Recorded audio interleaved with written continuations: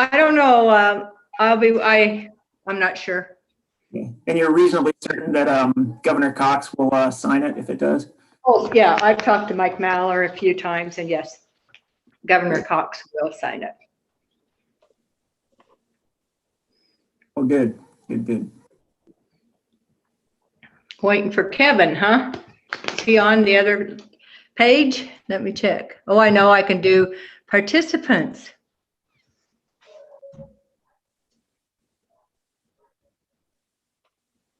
I don't see him.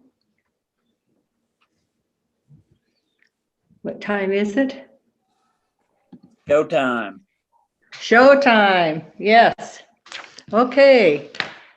It is March 2nd, 2021. It is 4:01, and I am opening this Grand County Commission regular meeting. Present are Jacques Hadler, Evan Clapper, Sarah Stocks, Gabriel Wojtek, and Mary McGann, and Tricia Dean, commissioners. I'm assuming Kevin Walker will be joining us soon. Chris Baird, Commission Administrator, Mallory Nassau, Associate Commission Administrator, Quinn Hall, Clerk Auditor, and is Chris, I think I saw Christina Sloan. I'm here. Okay, Christina Sloan, County Attorney. We will begin this meeting by hearing a presentation from Southeastern Utah Department of Health on COVID-19 and vaccination efforts in Grand County. Brady. Good afternoon, Commission, and thank you, Mary. It's good to see you again, and I've missed our visits. We're essentially a year into this. It was a year ago that I think I was actually down in St. George and on the phone quite often with the hospital. We were kind of waiting for our first Grand County case, and lots happened since then. I remember not thinking we were going to make it through April. Just, it was so crazy. But we've certainly had some rough times through the winter. Right now, just as I'm looking at the kind of data in Grand County, the last 10 days have looked very good. Certainly, we do need to take all of our data reports in fairly large chunks, at least a week at a time. But the active case rate has dropped dramatically. The number of new cases has dropped dramatically. Certainly, we can have bumps there, and you know, unfortunately, in the past month and a half, we have had the 2 additional deaths that were associated with COVID, which is sad. But the other indicators look very good at this time. And you couple that with kind of the very high vaccine enthusiasm in Grand County, and I'm optimistic for the position that leaves us in. As of this morning, we had just over 26% of the eligible population in Grand County had received their first dose of vaccine, which equates to, as I've got it, 2,045 people. Just about 11% of the eligible population and has received both doses of vaccine and are considered fully vaccinated. So in that number, the eligible population, 7,842, that's the way we are calculating it, is everybody 18 and older. Of course, those that kind of fit in the category right now of eligible to actually make an appointment, I think most everybody knows that. You know, our first responders, teachers, healthcare workers, and then of course everyone 65 and older, and those that have pre-existing conditions. For anybody that has meets those criteria, We're very excited. Of course, the health department is vaccinating. We're thrilled now that the hospital is able to do some vaccinations. City Market also has vaccinations as well to schedule through their systems. We have links to all of those. We have links on our website to make appointments or access those other agencies. But it's all, this is the part we've been looking forward to and are excited. I'm particularly excited how well that is moving forward in Grand County. Just for reference, Carbon County is at just over 20%, and Grand County's, or Emery County, just under 20% right now of the eligible populations that are vaccinated. So we have seen a steady increase in our allotments each week, which also bodes well for getting through the population quickly. Right now, we do have, we're encouraging people, if they're not comfortable with the computer, still to call into the office and we can get you on a list and get you scheduled that way.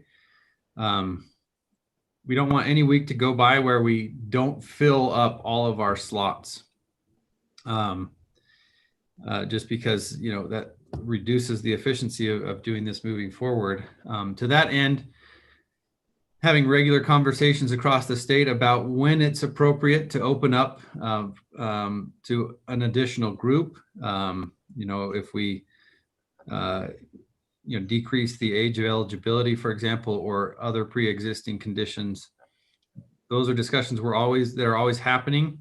I would say that the next eligibility group will probably be very soon, though it's hard to know exactly when. It's a combination of kind of what every health district is seeing in terms of appointment availability and such. I always start these off. I feel like I talk too much.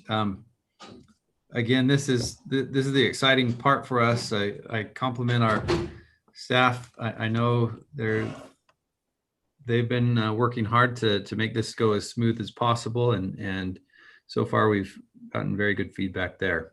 So that's kind of our status report and vaccine report. I'm happy to answer any questions. Brady, how close are we to going to moderate risk? I will just be, it will likely happen on Thursday morning from what I have seen. I can't be 100% sure that it will happen, but the numbers I saw today, if they were to evaluate today, Grand County would move to moderate. That evaluation happens Wednesday evenings, and things can always change to affect that. But that's where you are.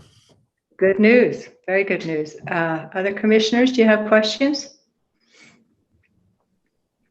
Sure. Maybe you already addressed this and I didn't quite catch it, but are you able to give out all the vaccines you have in Grand County, or is there sometimes some left over that are expiring and you have to go beyond the 65 and over group?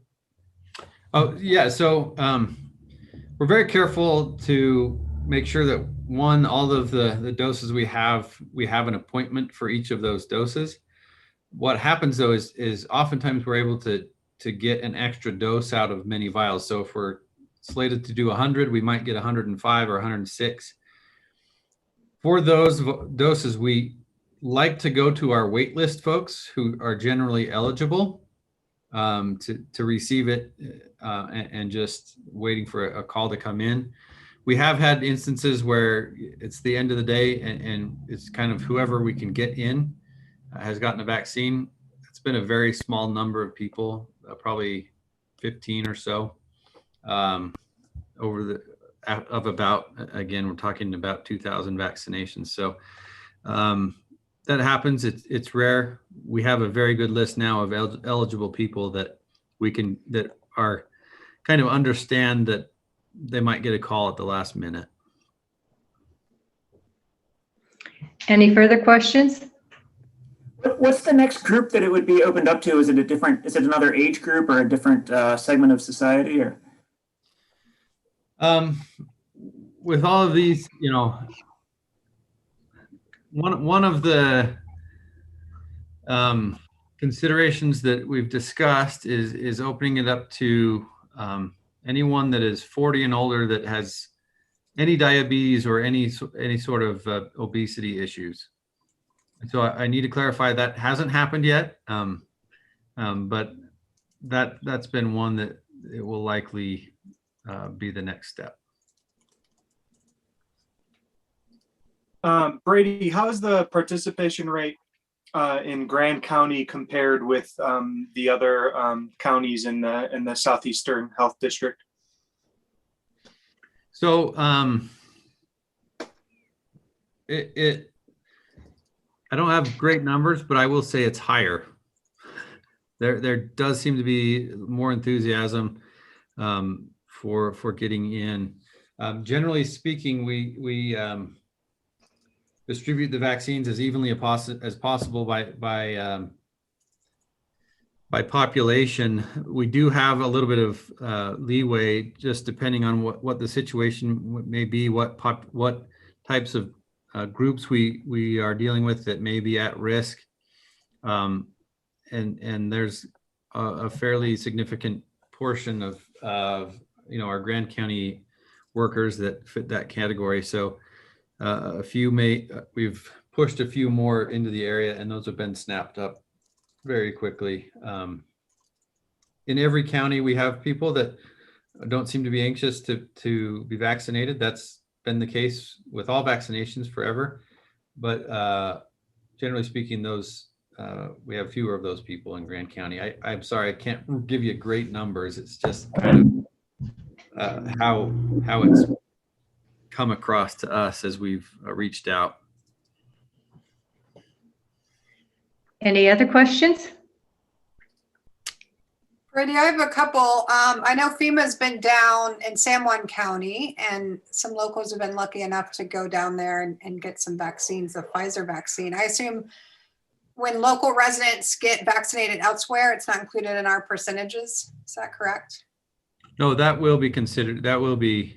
So we pull not just from what we've given, but the statewide database that just essentially looks at the address.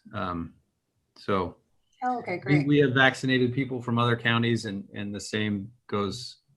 We've had people to San Juan and Utah County that have been vaccinated there. So.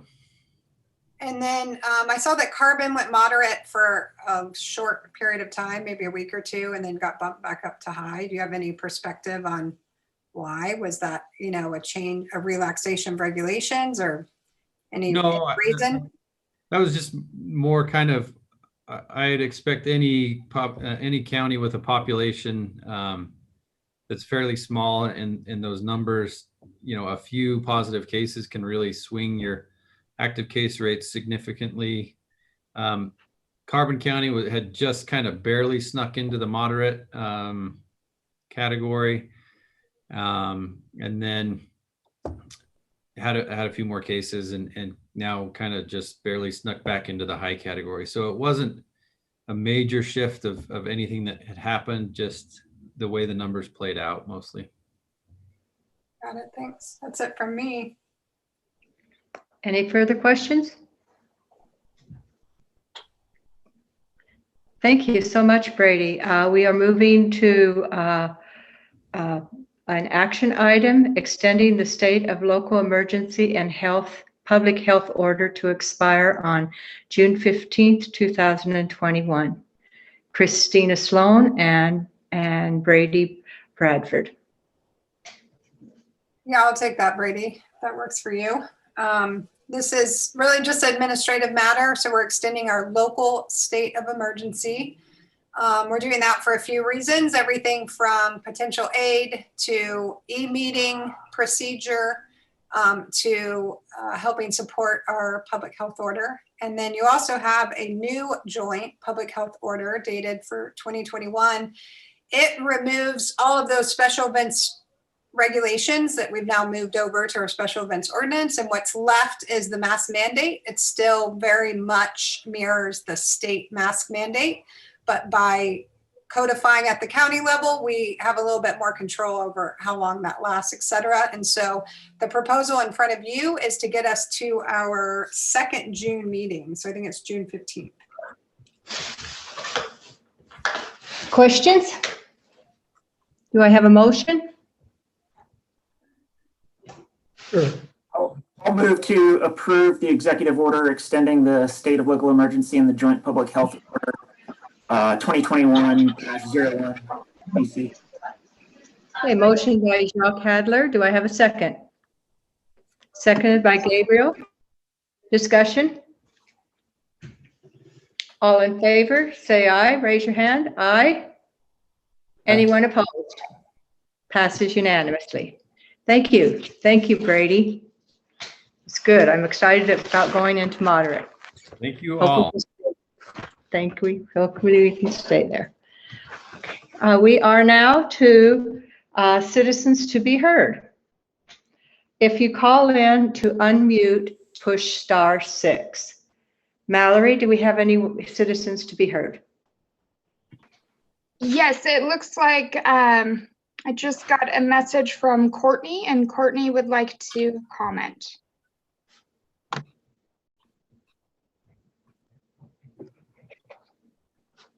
Hi, can you hear us okay? Yes. Okay, very good.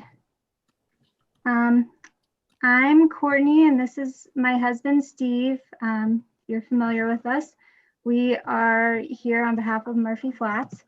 The high density housing overlay rules and regulations you're scheduled to vote on today are modeled closely off affordable housing regulations in Telluride, Park City, Aspen, and other tourist towns in our region. One thing we can know for sure based off observation alone is that these types of regulations have been unsuccessful in creating the necessary amounts of local housing for those communities. At the Canyonlands Business Summit, February of last year, government representatives from Breckenridge, Jackson, and Telluride were part of a panel discussion titled "What We Wish We Knew." The gist of the discussion was that these communities believed they had taken fatal missteps during their growth and urged us to find a different path here in Moab. However, they were uncertain of what that path would look like or what advice to give us. That is the beauty part of the HDHO and why we and other developers were so proud and excited about this groundbreaking program. Your former staff, as they have said both publicly and privately, looked to try something different. With the HDHO as written, everyone wins. Local businesses, local owners, local renters, local landowners, and thus our community at large. The HDHO is a perfect example of a new path that was intended to set Moab off on a better and more effective trajectory than our neighbors. There was some concern at the last meeting about the term investment. It's important to note that housing cannot become a home without an investment. That could be an investment of a mortgage by a local bank so an individual can purchase a home, or an investment of time by a community rebuild volunteer so prices are affordable, or an investment of land by Mackled so a Hasu house at a Royal Crossing can meet the maximum price point. We cannot pretend that the conversation of housing can be removed from sources of funding that make them happen. County Attorney Sloan is 100% correct in saying you do not need these rules and regulations. You can simply not pass them and allow the code to speak for itself. If you look at the R&Rs side by side with the code, you will see that critical definitions are changed. With the changing of that language and the incorrect legal interpretation of section 4.7.11, a whole host of issues and questions arise that results in the need for the list of band-aids you see in the R&Rs. If you read the code as owner or renter occupied housing, there is simply no need for R&Rs whatsoever. We are all aware of the Planning Commission vote in favor of these R&Rs. However, we ask that you remember that decision was made after a lengthy one-sided presentation without any opportunity for a response. We hope that you take strong consideration of the public statements of the former planning staff who actually wrote the HDHO, the majority of the current HDHO landowners and their attorneys, and the many public comments from local residents and businesses you have heard against the R&Rs as you make your decision today. We ask again with humility and great respect that we be allowed to follow the code as written in order to build housing for our community of Moab. That's all we've got. Thank you. Thank you, Courtney. Anyone else, Mallory? Yes, I'm getting a list here, and it looks like next up would be David Hershey. Thank you, Mallory. Can you hear me okay? Yes. Okay, excellent. I reiterate what Courtney just said. The purposes, the definitions, the permitted uses, even the deed restrictions that are part of the land use code under section 4.7 all point toward occupancy and not ownership. There is only one section in the land use code 4.7 that even hints toward ownership, and that is found in the enforcement section 4.7.11, where it states that it's a misdemeanor for any person to sell an HDHO unit or lot to someone who does not meet the requirements of an actively employed household. Nowhere else in the entire HDHO ordinance is this ownership requirement stated. And in fact, if you look at the purposes and the definitions in the ordinance, these directly contradict this statement.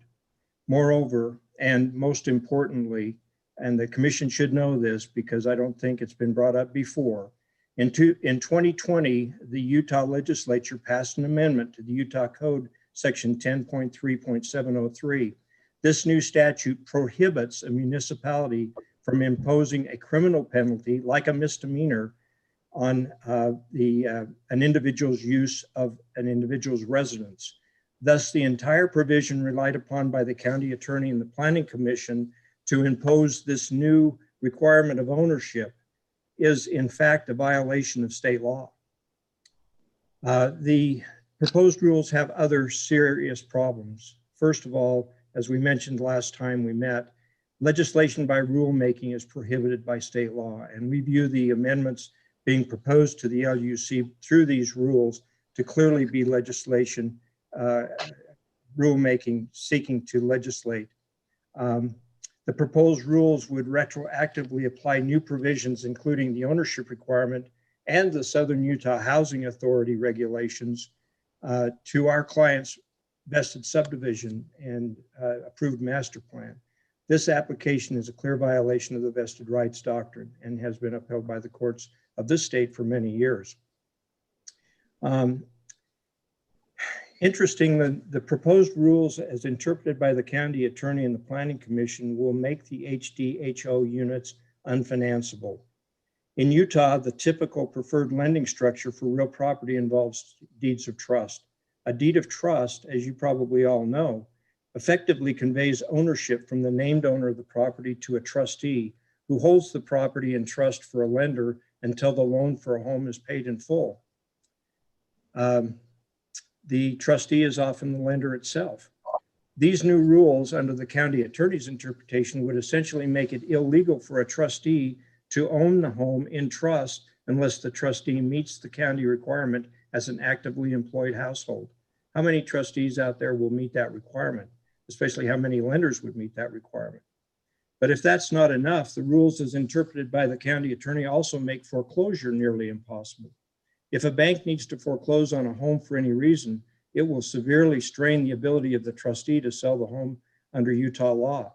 Section 57-1-27 of the Utah Code requires that a home be sold at public auction.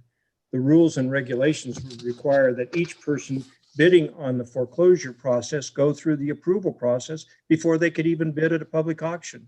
This essentially limits the ability to sell the property and makes it impossible for the lender to hold a public auction. These units would be non-financeable. You wouldn't get a bank in this state to finance one of these units under those conditions. Now, the proposed rules as interpreted by the county attorney would constitute a material modification of our development agreement and our master plan, which has been adopted, approved, and recorded. This is true of both the alleged ownership requirement as well as the imposition of the regulations of the Southern Utah Housing Authority. It's going to be a breach of contract and an unlawful restraint on alienation, and your county attorney can explain that principle to you. Our clients can also claim zoning estoppel since our clients, as with many others who have or may continue to comment tonight, have never been informed by the planning and zoning staff or the planning commission or even this commission when the developments were approved that there would be an ownership requirement or that they would need to abide by the regulations imposed by the Southern Utah Housing Authority. Let me just finish by saying we recognize that housing needs are great in Grand County. We applaud the Planning Commission and this commission on its stated goal of facilitating the provisions of new housing units used for primary residential occupancy by actively employed households. Indeed, this is the primary stated purpose of LUC 4.7. But that stated purpose deals with occupancy, not ownership. You can achieve that occupancy requirement by enforcing the LUC as written and without imposing these myopic and illegal concepts of ownership and overregulation. Thank you for your time. Thank you. Thank you, David. Valerie, next. Next we have Rachel Moody. Hi, thank you for allowing me to speak. I am coming to you as a prior member of the Housing Task Force. I spent 2010 through 2020 working with the Housing Task Force and was there when we came up with the proposal of the high density overlay. The purpose of the high density overlay, I think from our perspective, was just one of the tools in the toolbox to give us more housing in general. And with that, we felt that providing extra density in exchange for deed restrictions was a good strategy. Occupancy was our priority, not particularly ownership. We know we have a need for more ownership, affordable ownership for our locals here, but we also have a massive need for rentals. With the original intention, anyone can own the units. We felt we would open up to more employer investors and investors in general that would buy homes to create more rentals for the community. The change that's proposed to not allow anyone that's out of town to own has made me hear from a lot of developers that say they're not going to move forward with their projects. And that for me is so scary to hear that we've been coming up with more density and more housing and more to fit our need. And it sounds like it's going to crumble, and that's not what I want to hear. I also believe it will prohibit some of your larger employers from being able to buy some of these units, such as City Market, Moat Brewery, getting into your government programs such as the National Park, and also your hotels. So I think that whatever you can do to waiver the fears of the current developers from the changes that you're planning to make so that we can continue moving forward on creating more housing, I'd highly recommend it. Thank you. Thank you, Rachel. Next. Okay, I don't have any more on the chat that I've requested, so I will just call folks out and ask that you unmute if you're on for public comment. Trisha Hawkins wanted to speak. Trish, are you on? I am. Thanks, Chris.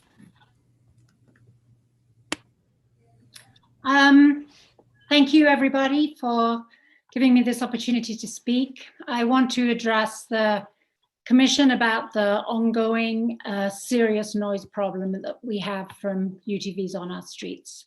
And I want to remind you that this is the #1 issue that Grand County residents have, and they're counting on you to solve these problems. There was hope that the legislature would pass Senate Bill 168 that would allow to impose a curfew on UTVs from 8 p.m. till 8 a.m. Well, that bill was watered down to a curfew from 11 p.m. to 6 a.m. and even that didn't pass. So now we know not to hold out any hope for help from the legislator, and despite calls, letters, articles, lobbyists, they don't seem to think that this is a problem that they want to handle, and they're handing it back to us. And we've been told by several senators that Moab and Grand County have to do everything in their power to address the problem before they will consider helping us. So we need to do whatever we can, and I'm urging the commission to take strong action to try and solve this problem for the entire community.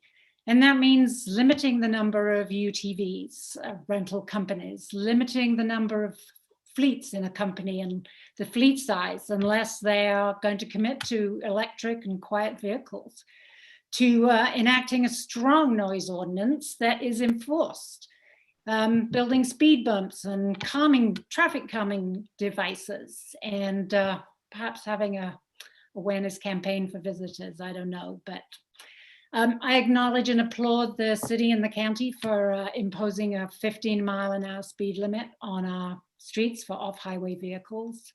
But without the enforcement, this means nothing. And it doesn't make a good stand for our quieter streets, and it just seems ridiculous if we can't enforce it. And in my opinion, it has to be a priority for the city and the county to show that we're serious to the UTV community and be out there giving tickets and let the word out that it's not okay to speed in Moab and that we're serious about our 15-mile-an-hour speed limit. So it's only March and we already have UTVs in the streets, and pretty soon the community is going to be banging down your doors asking why another year has gone by and the problem's worse, not better. So I urge the commission to find the courage to go for the strongest possible solutions to this problem so that we can get some quality of life back during the 9 months of the year that Moab is so busy. Thank you so much for your time tonight and all that you do for our community. Thank you, Trish. I do Thank you. have one comment.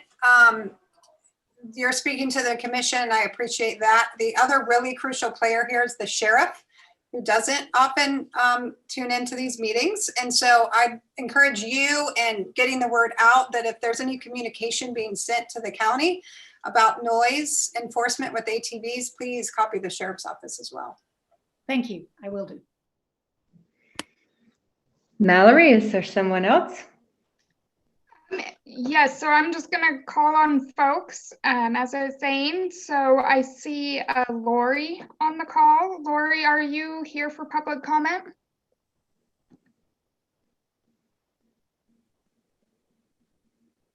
Okay, well, I see Liz has turned on her camera, so let's go to Liz if you're here to give public comment. Thanks, Mallory. I am here to give public comment. Sadly, I'm following Trish, who said almost everything that I wanted to say and probably with a much better accent. So, but first off, I want to thank the the county attorney, the county administrator, and all the commissioners for all your hard work during this Utah legislative session. I know it's been stressful and frustrating, but a lot of people in the community appreciate your hard work, and we're just counting the days till the session's over at this point. But I did also notice that there's a noise discussion on the agenda for today, and I'm thrilled and I'm looking forward to hearing y'all's discussion. And I don't think it's any surprise to you guys, but I think the UTV noise is probably still the biggest issue that most people are talking about in the community. And I think it's one of the few issues in the community that folks from all sides of the political spectrum can agree on, that we really need to do something about the UTV noise. And like Trish said, the legislature couldn't even approve an 11 to 6 curfew. That's about the least they could do. So I just think that now, sadly, you guys are in the hot seat, and we really, really want our county commissioners to come through and just use every tool that you've got. And I agree. I think, looking at the UTV businesses in town is a big deal, and limiting the numbers. But if we're really going to deal with noise, we got to deal with all these folks trailering their UTVs into town. And I think that just means a super strong noise ordinance, and it's got to be enforced across the board. It can't just be the rentals. It's everybody that's trailering them in. And I want you to know that you've got the support of the community behind you. You may feel like you're the Lone Rangers out there, breaking new ground, but I know you've got a lot of people behind you, and they really want you to prioritize their quality of life for the people who live and work here. So I'm just urging you to take the bull by the horns and do it. Thank you for everything you do. Thank you, Liz. Mallory? Okay. Jennifer, are you on for public comment?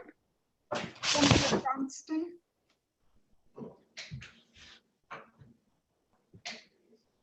Okay. Let's see, Pete, are you on for public comment? Yes, I am. I apologize that my computer camera doesn't work. Can you hear me okay? Yes. Yes. Okay. I'll be brief. I want to echo what Trish and Liz already said. The noise is my #1 issue, and I want to thank you so much for all that you've done. I don't envy your position, but whatever avenue you choose to take in helping to address this problem, we have your back. We will certainly, I'll be paying attention, and I'm happy to write letters, phone calls, do whatever. Disappointed that SB 168 floundered, but and because the issue is noise, I definitely think we should look closely at the noise ordinance. You know, instead of all these indirect measures, look at a noise ordinance. Some of us have been looking. The EPA has some model ordinances. We're looking to see if maybe we can adapt that for Moab. But anyway, yeah, I thank you again for all you're doing. We have your back, and whatever you can do, please do. Thank you again. That's all I have. Thank you. Thank you. Next. Okay, we have somebody on with the last 4 digits of their number of 0260. If you're on for public comment, please press *6 to unmute.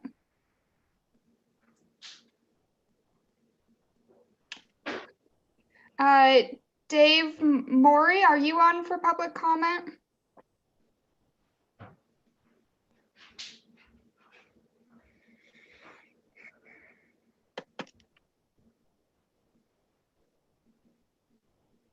Okay. I believe that that's everyone. There are some folks on that I think are here for later agenda items. If I'm incorrect, please unmute or turn on your camera or press *6 to unmute on your phone.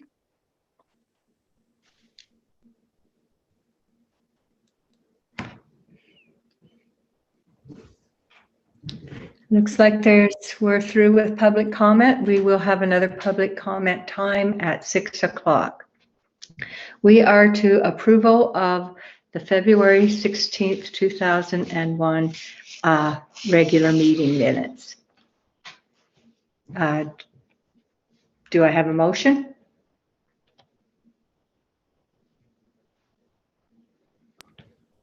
I'll make a motion to approve the minutes for the Grand County Commission meeting on February 16th, 2021. Thank you, Gabriel. Second? Thank you, Jacques. Discussion.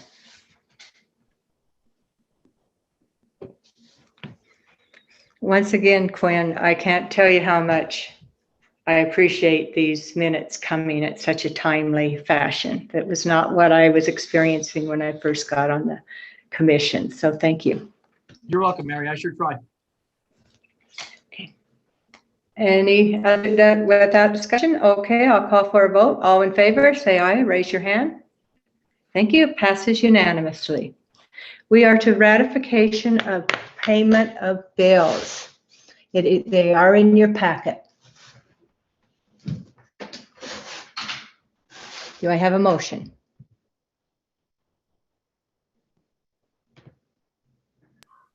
I would make a motion to approve bills for March 2nd, 2021. Total bills in the amount of $213,955.08. Total payroll in the amount of $223,721.04. Total bills and payroll combined in the amount of $437,676.12. Thank you, Gabriel. Do I have a second? Seconded by Kevin Walker. Discussion?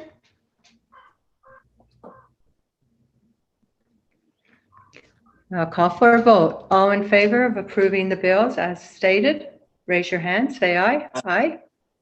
Thank you. It passes unanimously.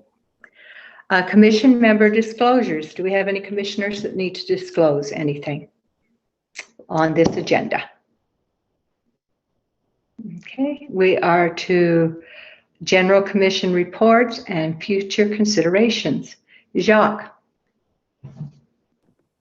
Thank you, Mary.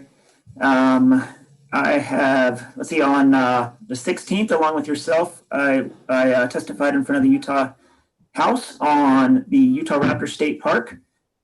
On the 17th, I attended a Museum of Moab meeting where we adopted new mission and vision statements.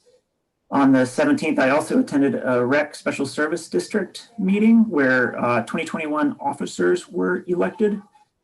On the 24th, I attended the Chamber of Commerce meeting where 3 board members were chosen.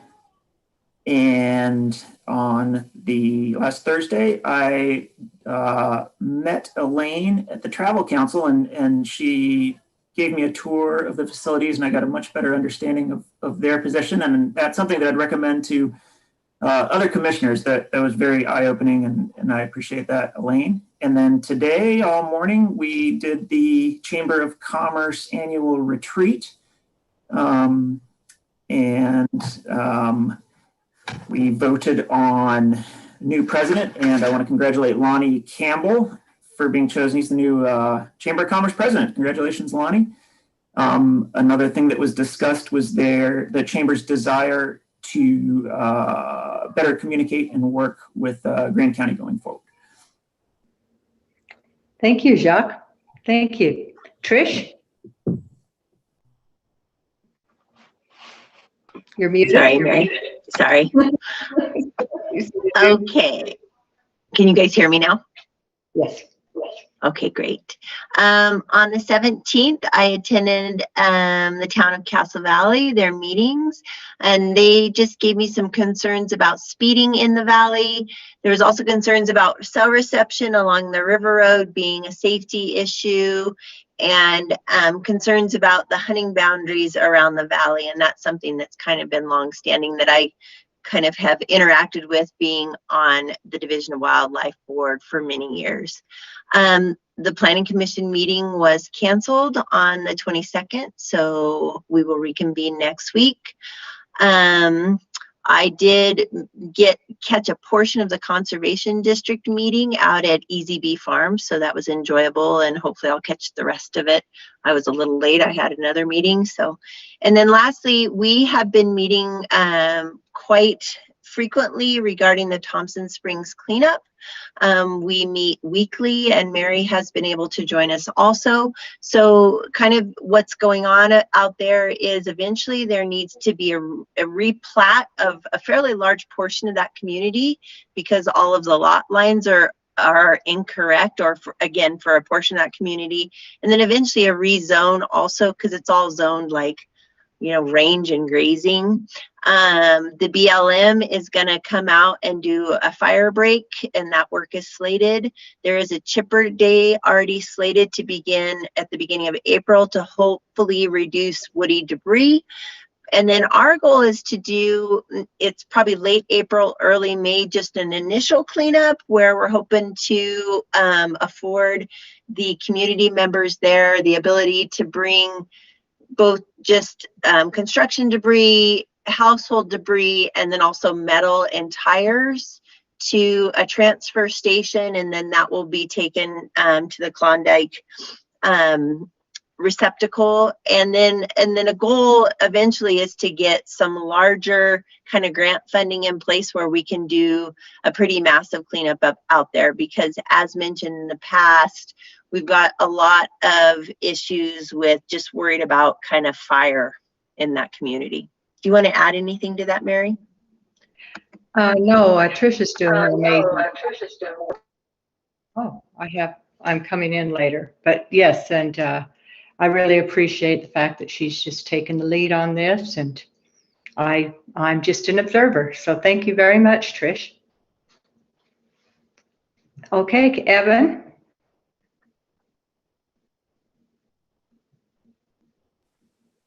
Yeah, I had a meeting with the Arches Special Service District scheduled that didn't have an agenda posted. So we decided to postpone until next month. And besides that, the end of the month is pretty quiet for me. So nothing else to report. Besides, we kind of had a little chatter at the beginning of the meeting about scheduling a date to entertain Congressman Curtis. And either one of those days work for me. So I didn't respond to Lori yet, but if other folks who are CC'd on that have one preferred date or another, I can make either one work. I think he is planning on going to the quarry in Dalton Wells on the first day. That would be the 31st. And then he's hoping to be able to do some type of river trip or mountain biking or something of that nature on the 1st. It sounded like he was willing to carve out some time for a meeting. And so he wanted to, yeah, he wanted to meet with you and Jacques and Kevin. Yeah. So I'm happy to tag along on those visits or schedule something in town or so. Kevin and Jacques, I guess we can touch base after and get a response so that it's not too last minute for him. Sounds good. Thank you. Thank you, Gabriel. Quickly back to the topic of the Thompson Springs cleanup. Trish, I did reach out to the AOG with regards to grant opportunities for the cleanup. And we should sync up again. They sent me a couple ideas for grants. And I'm not exactly sure if they line up. And maybe if we talk more about what the needs are out there and how they line up with certain opportunities, because the AOG is a resource that they'll even, with some prodding, they'll even prepare a grant for the project. And kind of do, cool. They have staff that'll do that work. Okay. So it's something we should take advantage of if we can. I like that. Okay, yeah, let's talk. Yeah, they pulled up an Eccles grant, which I'm not sure how that exactly fits. And then there's this Wyndham Foundation. So we have a couple Wyndham, I think, properties here in town. So they help in a few different areas in places where they have locations. So I think that there's obviously a pretty clear sort of argument to make, I think, on behalf of the community of Thompson. Otherwise, that's awesome. Yeah. Otherwise, I sent out an email. Next week, they're going to start some presentations from the finalists of the faculty for the faculty positions that are coming up with USU Extension. There's a home and community. There's the two finalists will be giving presentations next week. And then there's another faculty position for agriculture and natural resources. And I haven't gotten the links for those presentations yet. So I'll share those when those come along. And I think there will also be recordings that I'll make sure to share with y'all if you can't make the live presentation. But that's pretty exciting. I think that those roles can be really powerful, and we definitely put a lot of resources as a county into those roles. So great opportunity for us to have some input there. And that's all I have for today. Thank you, Gabriel. Kevin.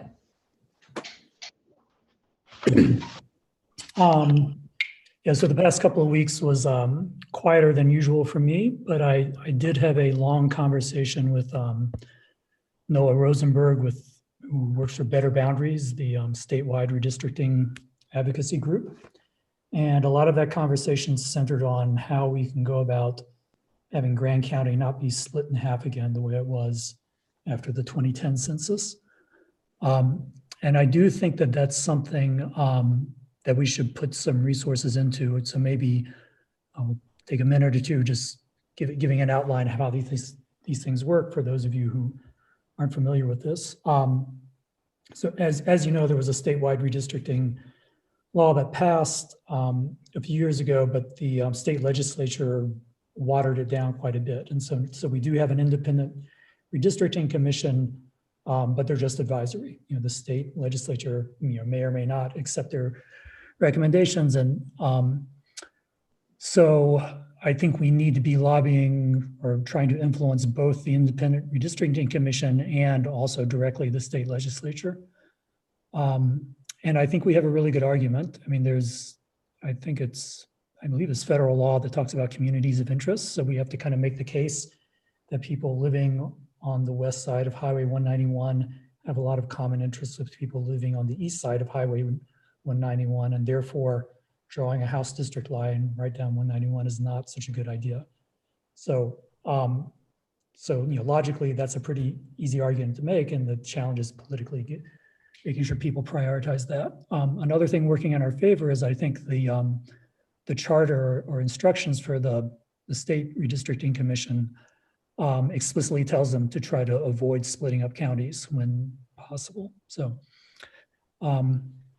but again, they're just advisories. So I think we need, in the same way that we put some effort into trying to influence state legislation the past couple of months, I think we need to put in a similar type, if not similar amount of effort into making the case that, we shouldn't be chopped in half.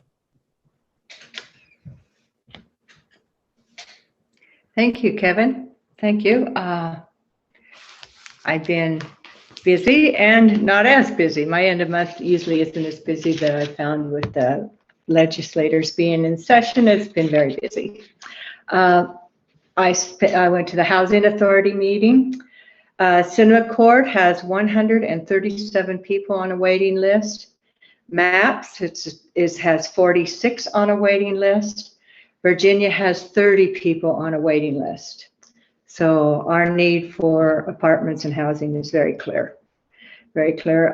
They're on Wingate Village. Phase 2 is completed, and they're doing their framing. They're anticipating being able to give out 4 to 6 more vouchers shortly in the coming months. Those go quick. They're very exciting. Royal Crossing has 4 applicants qualified. Their small units are attempting to keep them under 225,000. They're 2-story, 250,000, which is the max they can go. They've just hit that. They're finding the cost of material is becoming incredibly difficult. It's just, I don't know if anybody's in the business, in any of the, like my husband, who's a contractor, is just watching lumber prices like double. I'm sure Sarah's dad is finding the same thing. So that's really hard. And so that's been difficult. They're really finding it difficult to keep the housing, even with the land being granted, hard to keep. I did a visit of the museum. That was fun. And I was really excited to learn that the genealogist that does roots, finding your roots on PBS, investigated and did a big study on William Grandstaff. And they're going to be presenting that on the 30th at 6 or 6:30. So I was very excited to hear about that. Very excited. I met with Christina and Sarah on the WEA lawsuit. You're going to hear about the airport later. I did that. And I testified on HB 257. Sarah? Thanks, Mary. I attended a meeting of the 100 Communities Renewable Energy Program, which I kind of just hopped on randomly, but I'm glad that I did. It's a statewide program that Grand County, City of Moab, and Castle Valley all have the ability to opt into to ensure 100% net renewable energy by, I believe it's 2030. Wow. And we passed a resolution that lets us be a part of this program should we choose, but there's just certain steps that we need to keep agreeing to be a part of the program. And so this first step, the next step, is to decide if we'd like to be an anchor community as Grand County to help hold the program together. And I'll find out more information and bring this back to the council, but it comes with a cost of around $2,000 per year for a few years. And it's basically to pool resources to pay somebody to be able to negotiate rates with Rocky Mountain Power, who is a monopoly, and to issue requests for proposals and move the program forward. And I'm working with Elaine to follow up with with Moab City, with Carly Castle, who has a lot of information on the program. And I'll bring more of this back to the council, but I think it's a great opportunity for us. I think we should be involved. Obviously, we need more information. But also, Southern Utah is ripe for supporting renewable energy programs like solar that would then feed Salt Lake City and some of the other bigger players who don't have room for renewable energy programs in their counties. So I don't know, this could be Grand County being involved, and then also potentially Grand County hosting renewable energy projects. So more on that. Also, if you want to be involved, let me know. Or if you already are involved, let me know. I also attended the Weed Board meeting, which was really great and celebratory. The Grand County Weed Department was awarded Weed Board of the Year by the Utah Weed Control Association.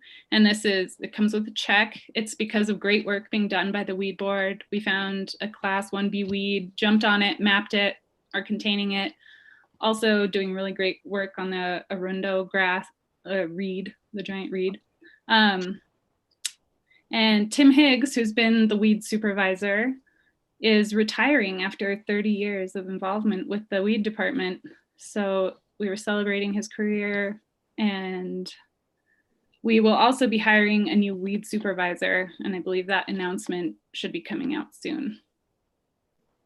I think that wraps it up for me. Thank you, Sarah. And thank you for jumping on that meeting, because Zachariah, when he was in the planning department, we sat on a couple meetings and got real excited, and then it just kind of fell off my radar. So thank you. Yeah, it's Thank fine you. because that program's moving forward at a slow pace. So we're primed to jump on it. Good, good. Yeah, and I'd like to talk to you further what it means to be a anchor committee, anchor community. Be good. Okay. We elected official reports. Christina Sloan. You you guys have- are going to hear a whole lot from me, so I'll skip. Okay, thank you. Quinn. I'll follow Christina's lead. We're just doing business as usual, wrapping up the end of the year. So I don't really have anything to report. Thank you. I'm not seeing any other elected officials on the list. So we will move to Commission Administrator Report. Chris Baird. Mary. So I've also been working mostly on agenda items, so I'll give updates on those as I go. While I'm thinking about it, Sarah, if you will just send me a reminder email, I'll dig up past actions that the commission's taken regarding the renewable energy initiative you were discussing. We did pass a resolution in the past. And Yes. I can't remember exactly what effect that had, but I'll dig all that up and send it along so that we're all up to speed on what we've done so far. Let's see, I think the only thing to really report, we've had some staff changes in planning and zoning. We're currently recruiting for planning and zoning director and associate planner.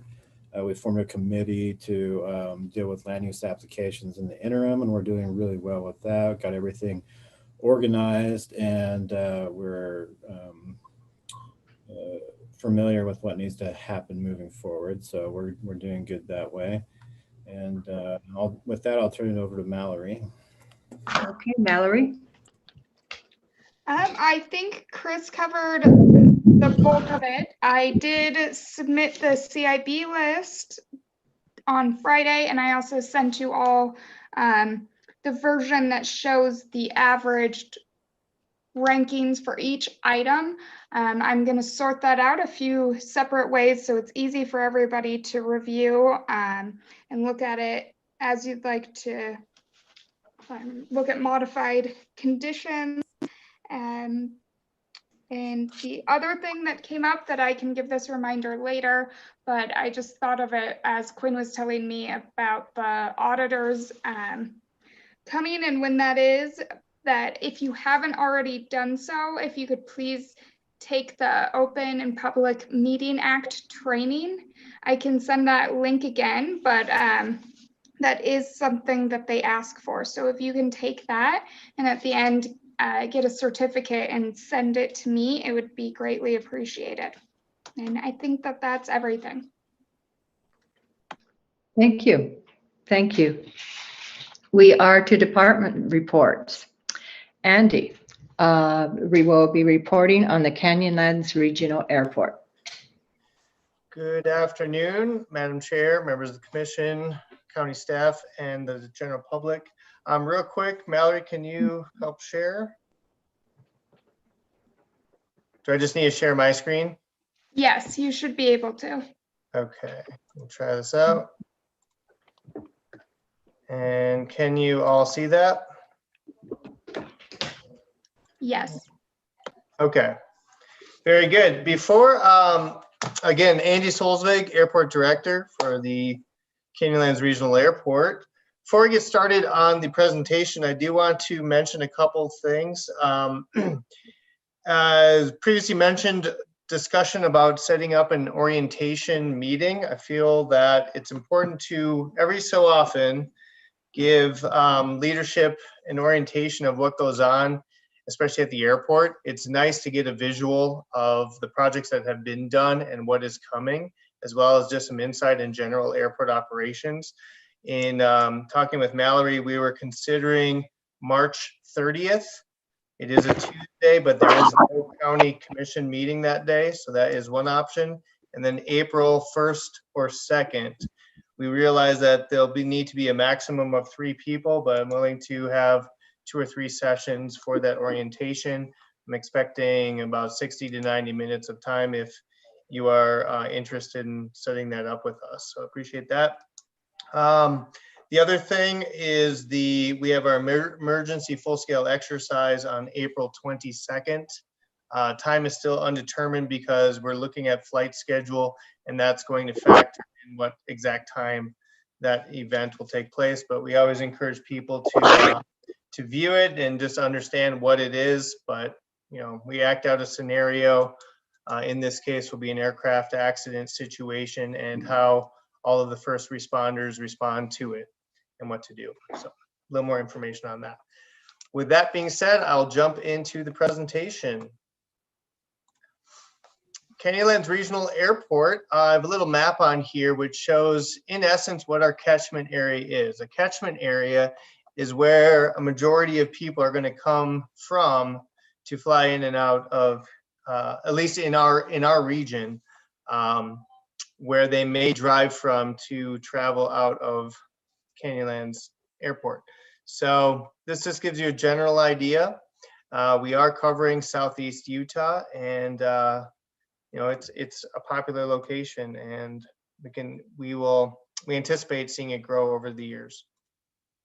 Who are our stakeholders? There's quite a few. Not many people realize how many organizations use the airport, and so this is just a list of them. But ultimately, our customers and passengers, our regional communities, operators, hangar owners, general aviation. We get a lot of military activity that flies in and out of here, as well as medical flights, life flights, and then other federal organizations. Cargo and mail is daily in and out of the airport, and then obviously for tourism. Knowing your airport staff, I'm the airport director. We have an operations manager, Tammy, who has been here for, I think, over 8 years with the county and in the airport. And we have support staff. We have airside operations, which are also aircraft rescue firefighters. We have 2 of those, 2 landside operations. And then we have a few part-time folks that assist with filling in where and when needed if people get sick or we just need some coverage. 2020 projects. We completed a $9.3 million taxiway alpha and apron project. It was ahead of schedule and under budget. So that was a really great project that we had. The historic property treatment plan, that's an archaeology study that we needed to have done prior to the completion of our runway project. And some are like, well, the runway project was done years ago. Yes, it was, but there's a continuation of needing a safety area, which involves Blue Hills Road and the wash. And so all of these things needed to happen in order to get to where we are today and start the realignment of Blue Hills Road to the southwest of the runway in order to get that safety area. What that will end up doing is allowing us about 800 additional feet on our runway. It's more important for obviously the aircraft and runway length, but that's kind of the whole purpose for all of those things falling together. And then we installed some terminal heating units last year as well, just to help for the comfort in the terminal building. Other 2020 projects we completed, just random airfield and facility maintenance. This will give you an idea of some of the things that we work on. It's not just fixing buildings and cleaning, but there's a lot of other work that happens throughout the year. So we've done quite a few improvements over this last year, some assistance with Road and Bridge, but we must always maintain Federal Aviation Administration certification compliance. And you can see the rest of the list on there. As far as miscellaneous, some other things that we did approve the name change to Canyonlands Regional, approved some key critical documents. These are very important documents that airports must have, especially according to the FAA. We did receive FAA Stimulus CARES Act grant funding, and this is through a reimbursement. So last year, stimulus funds were distributed throughout airports across the nation, and we were fortunate to receive a match of entitlement funding, which gave us approximately $1 million to use toward O&M budget and then some other things. So we've used that efficiently. We just submitted an additional application for the second stimulus package, and that will provide an additional $1 million toward budget purposes and CARES Act or COVID relief. So that's a significant grant, two significant grants that have really pulled us through from a budget perspective. It not only assists the county, it assists the airport with our daily operations. Lease agreement reconciliation, we've just recently completed a lot of this, and just briefly see when they expire, if we're up to date on where their payments should be, but just general analysis of all of it to see where we're at before we move forward. I'm also conducting a budget analysis. I'll get into this in a minute, but just looking over, trying to be efficient with our spending and cost conscious, but also realizing that we have needs to do here. So I think we've been really good on that. We did come in under budget for the 2020, even with the amendment that we made. We did also purchase a new truck, and then we are working with Fleet currently to replace, I believe, 2 vehicles as part of the lease program. So that's really exciting. And then we completed an emergency exercise planning tabletop, which was last April. So when you look at the tabletop portion of it, now we're going to be executing what that tabletop was planned for. And that's this coming April. End of year 2020 budget. This will give you kind of a general idea of what the airport ended up being for final. So approximately $700,000 in expenses, 683 of that operating. But we do also have debt service. And then you include your airport projects, of which, when you look at the taxiway Alpha and Apron, 95% of that was funded by the FAA. So, and then our revenues will show you the 222,000 roughly. Those were airport revenues. And then we look at tax support, which were general fund dollars to support it. And through the grants that were received, we were able to reimburse that short gap for the general fund. So just gives you an idea on there. As far as balance, we were break even. And then you can ask me any questions after the presentation if it's related to budget. So moving forward in the 2021 budget, we have estimated our operating revenues a little more closely. I will be putting together a budget amendment soon for just a handful of things. Again, a second stimulus grant will be coming in the near future. And then we are pursuing or will be working on new airline and car rental agreements. All three of those expire at the end of April. So that's something I'll be working on. As far as expenses, I kind of lumped, well, I don't know if that was everything, but $720,000 budget. I do need, so as part of the amendment, I'll be requesting an additional $35,000 for the snow removal equipment building. I had forgotten to include that in the 2021 budget proposal. It's our local match for that project. Now what's coming and going through Senate as we speak, as part of that $1.9 trillion package, there are additional funds for airports across the nation.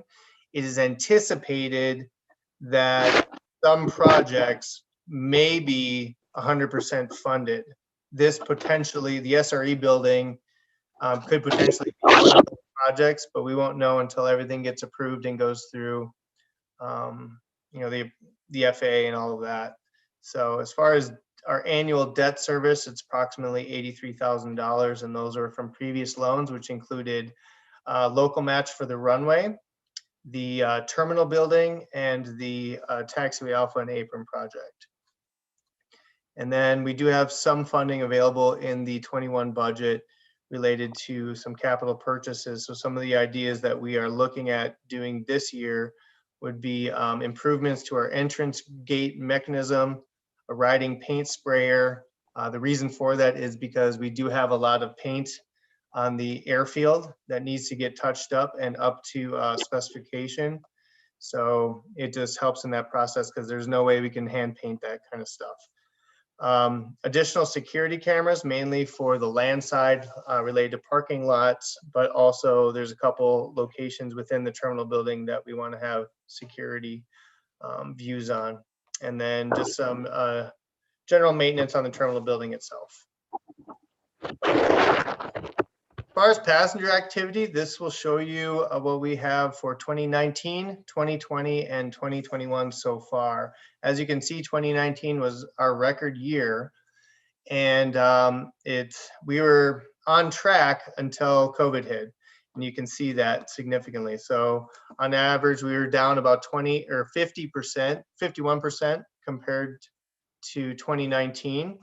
And then January, it's still down quite a bit, but we're creeping back into like the 30–40% range of compared to last year. So we're hoping for more activity over time. This chart is kind of interesting. This is from FlightAware, which we use on a regular basis. But what this is showing is flight plans that are flying into this airport. And what this is showing is 2019 in orange, 2020 in the dark blue color, and then 2021 in the light blue. Even through COVID, and you can kind of see through the months of April, May, June, July, it was all down. Now, flight plans include general aviation aircraft, mainly jets, but any aircraft that is flying instrument is going to, not necessarily all instrument, but will file a flight plan with the service station, and then that's what this is tracking. So it doesn't track every flight, but it's not just United Airlines either, or SkyWest. It's more than that. And so what we are trending for 2021 is, we're showing more flights, and we are anticipating that trend to continue for the rest of the year. Some exciting news. Not only will we have Denver, but on May 5th, new Salt Lake City service will begin. We are still waiting on the Department of Transportation's decision on that. We have heard that it does take them some time, but SkyWest feels very confident that it will be approved. Nobody anticipates it going away because it has been programmed. So you can purchase the flights. I just looked today. Although it's not on Delta's website, you can do a Google flight search and it will pop up. And I think I saw a round trip for anywhere between $165 to $175. So if you're eager to make that trip, I would suggest checking it out and booking right away. I'm still waiting on the press release for that as well. Expecting something from SkyWest shortly. And as far as, since we have those options, this will show you a little bit about connectivity. As you can see, United goes everywhere, especially if you look at Denver, they have quite a few routes. And then if you look at Delta, kind of the same thing. Delta has quite a few hubs across the nation. Salt Lake City, you can get to quite a few places. But what's nice about this, I know the community has been wanting Salt Lake City for some time. The timing was right on making this happen. We're really happy about it. And now we can go east or west and to pretty much anywhere. So why do we do it? Why do we have the airport? There's a lot of activity going on here on a daily basis. And if you've spent some time out here, you're always seeing one of these activities going on. And so it's great for the community. It's great for business. It's great for tourism. And it does get busy around here. So that's really about it for the presentation. There is more information. We do try to post on occasion, social media. There you can check out website through Grand County, but we also have a Facebook page. I have not used Twitter yet here. We'll check into that, but I'll open it up to any questions. Any questions from the commission? Very thorough presentation. Did you raise your hand? I had a question about you had a slide toward the beginning about staffing.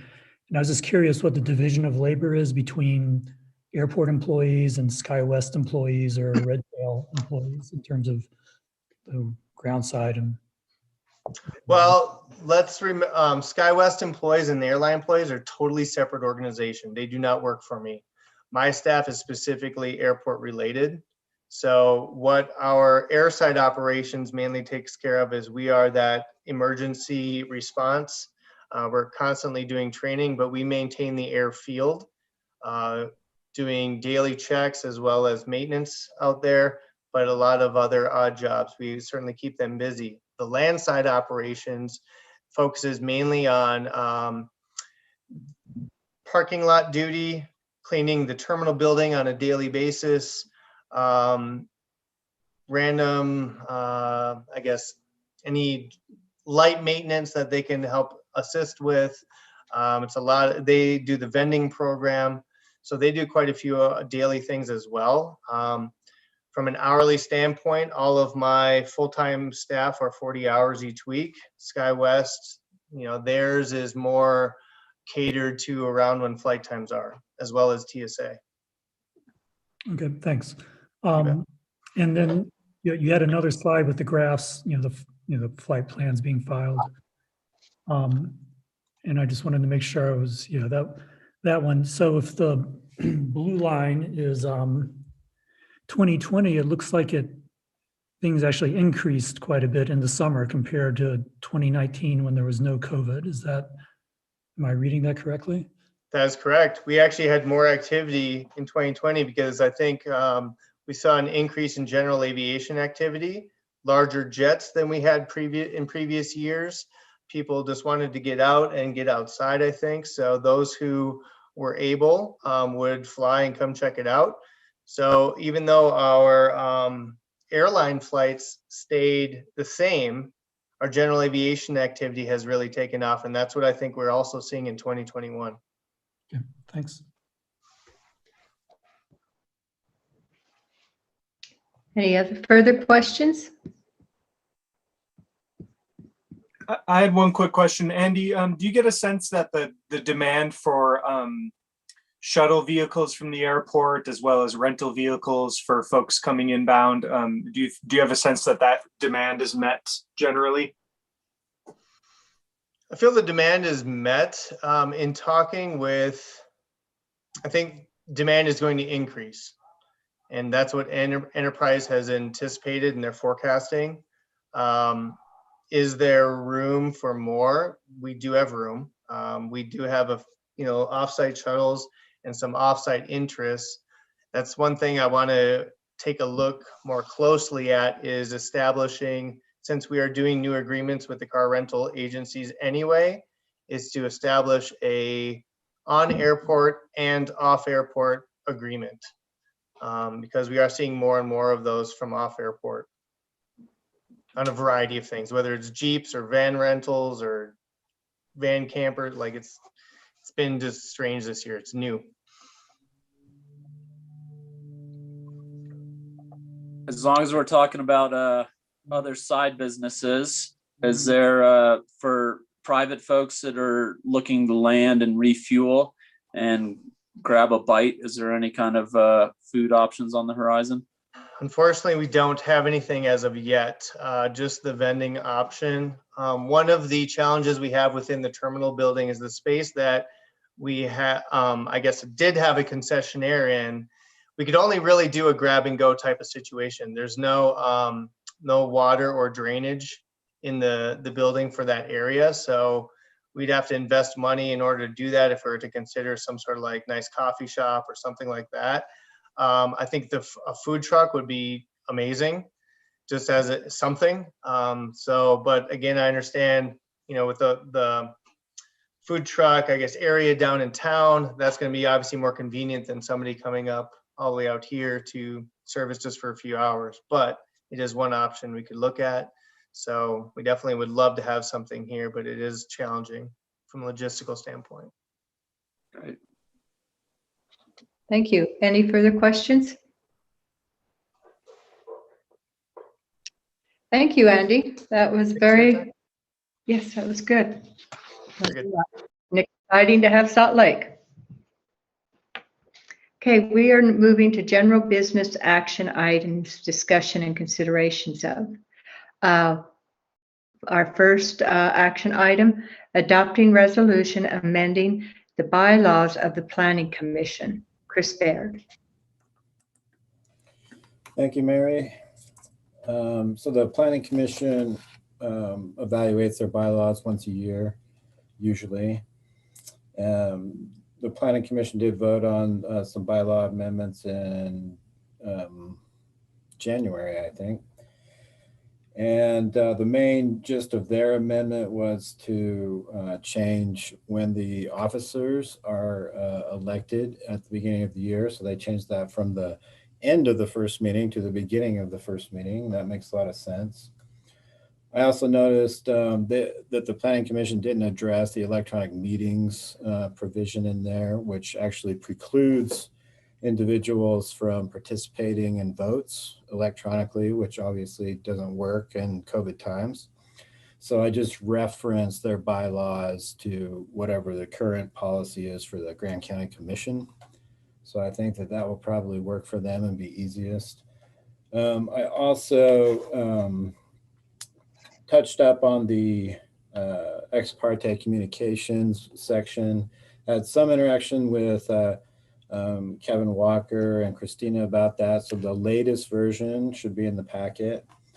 And previously, ex parte communications was not defined, and it was just, suggested not to engage in it, but there was no real prohibition on it. I'm not a big fan of policy that's gray, that just makes suggestions, really. I think that the main thing to probably prohibit is for planning commissioners to have interaction with land use applicants or representatives or anybody with financial interest in the project before them outside the context of an open meeting.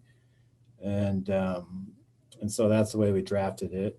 And you're welcome to discuss that more and make any proposed amendments if you want.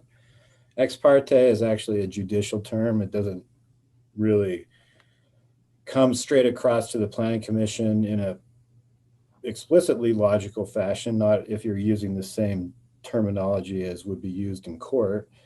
Ex parte in court would typically refer to one or the other party having interactions with the judge without the other party present. And there are some quasi judicial proceedings at the planning commission level, but not often. Most of them are not quasi judicial in nature.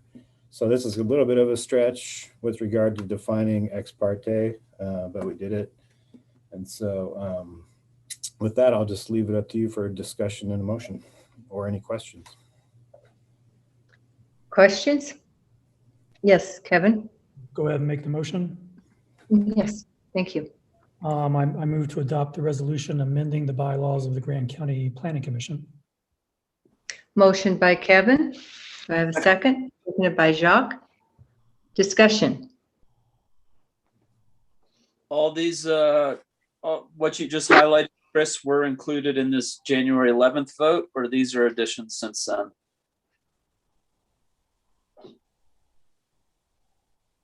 Chris, you're muted. Sorry about that. So I'm just trying to see if the red line and the packet have different colors, or are they all red? Looks like red. I think the most recent packet did not have a red line version. No, it doesn't. Earlier ones did.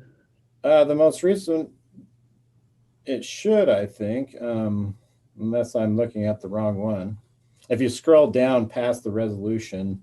Oh, I see. Okay. But they are all red. They were color coded according, but the only main amendments that the Planning Commission voted on were changing the appointment of officers from the end of the first meeting to the beginning of the first meeting, and then fixing some spelling errors and changing council to commission. And then everything else was from me.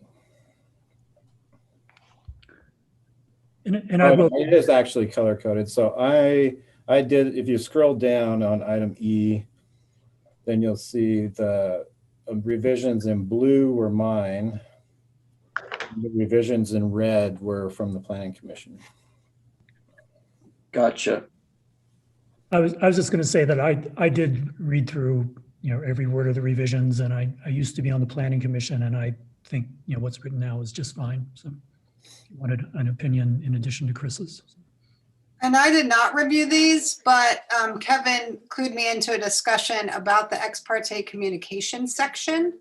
And the way it's written, I interpret it to prohibit communications with neighbors and residents who have an interest in a land use application. So I would recommend the addition of financial in the third paragraph. I did make that recommendation to Chris and Kevin. And so Chris, I don't know if you didn't see that or if you rejected it. But my recommendation is in that. So we're at Article 6, Section 4, ex parte communications. The third paragraph would, at the end, would say, or any other party having a financial association or something. I think that needs a little more work. Okay, we can. Yeah, I mean, I'm fine with adding in financial association or maybe business association. Not everybody would be associated with necessarily, I guess they would be getting paid if they're a representative. Yeah. Maybe, but not necessarily. I suppose it's possible somebody could be representing an applicant without payment. But the way I drafted it, applicants, investors, business partners, or any other party having association. So I guess that's slightly vague. It's a lot more well-defined than it was before. No doubt about that. I think just adding a financial there is sufficient enough. Okay. So firm it up a little. And this is the thing, they just need to disclose it. I mean, they're still allowed to talk about a project outside of the open meetings. So, well, let me just clarify. So in this instance, the way it's drafted, the only type of communication we're calling ex parte is when a planning commissioner engages in discussion or any communication with interested parties on any issue coming before the planning commission outside of a public meeting and prior to the commission's final decision. And so it would be discussions with interested parties on an issue that's before the planning commission outside of a public meeting. And then we define interested parties as being applicants, representatives of applicants, investors, business partners, or any other party having, and then we could include financial association with the land use application. So that would be prohibited. You can't do it. If you do it, you still need to disclose it. But then, general discussions with just random citizens isn't addressed at all. And the reason for that is that ex parte communications are generally prohibitive in, county government unless it's legislative. But the planning commission is not acting in a legislative capacity, and that's why it's prohibited here.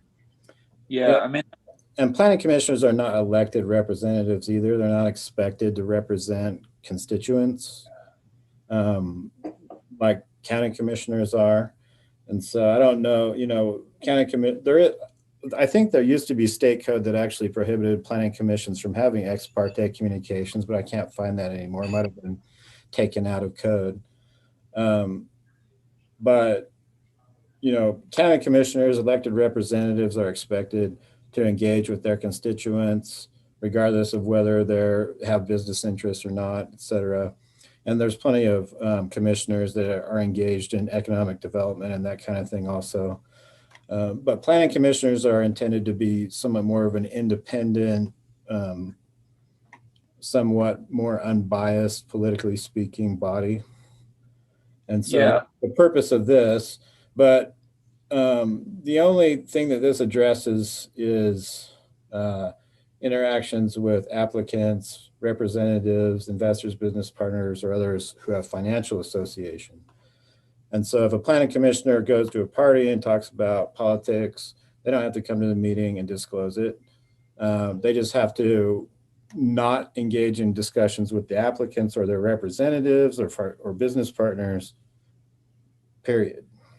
I guess I just don't want to limit their ability to do their homework. Like if somebody comes to them with an application and the planning commission doesn't like it, and they can't necessarily say why at the moment. If they can't talk about it with the people involved, is that just going to drag the whole process out?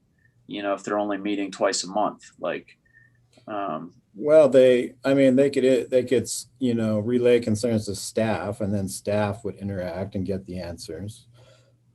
That's one way. I mean, the big issue here is, I think, to avoid wheeling and dealing behind the scenes. Right. No, and I get the intent of that, and I definitely appreciate that and like that. I just don't want to paint them in a corner or have their hands tied. And if you think that there's a route that they can work through so that that's not the case, then I'm all for it. Well, yeah, county staff, that's the route. I mean, this county staff are the ones who are supposed to be the intermediary between the planning commission and the applicant. Got it. I will add that in the course of the discussions with Chris and Christina, I looked at some other bylaws for other planning commissions in the state, and what we have in front of us now is actually, it's probably similar to what most of them are, but there are some that are more restrictive, but I'm not aware of any that are less restrictive than the one we have right now. So it seems like pretty much everybody says that for the applicants and people who have a financial interest, you're not supposed to be talking with them outside of an open. Yeah, the other ones, like the Salt Lake County one, I kind of used as a model. It actually prohibits communications with any interested party, period. And that could be interpreted to be, even just a citizen that has no association with the project at all. And so, Sarah? Could I introduce a substitute motion? No, I wanted to amend it. Oh, okay, go for it, Kevin. Thanks for taking care of that. And this is not a substitute motion. I like just plain old amendments. So I move to amend the original motion to say that, what we're approving, it's what's in the packet, except in section 6.4, we're going to insert the word financial before the words association with land use application in the third paragraph. A financial, 2 words. A financial. Thanks. Thank you, Kevin. I'll second that. Second amendment has been set and seconded. Do we need to vote on this? Yeah, why don't we vote on the amendment and then see if there's any further discussion on the main motion? Okay, so we will vote on the amended motion. All in favor of the amended motion, raise your hand or say aye. Passes unanimously. Okay, but that was that wasn't the main motion. So now we're voting on the main motion with the amendment. Okay. There's no further discussion. Is everybody fine with the rest of it? Are they fine with it? Or do we need more discussion? Okay. All in favor of the original motion with the amendment, say aye. Raise your hand. Thank you. Passes unanimously. Thank you. We are to F. Approving revised high-density housing overlay rules and regulations. Christina Sloan. Okay, I want to focus on new stuff, new discussion today. First, let me just remind you, this is not changing our land use code section 4.7, which is our high density housing overlay section. I'll go through the changes, the revisions that were made after the last meeting at the end of my remarks, but do note that there is a new section, a conflict section that specifies that if there's any conflict between the rules and the regulations in the land use code controls.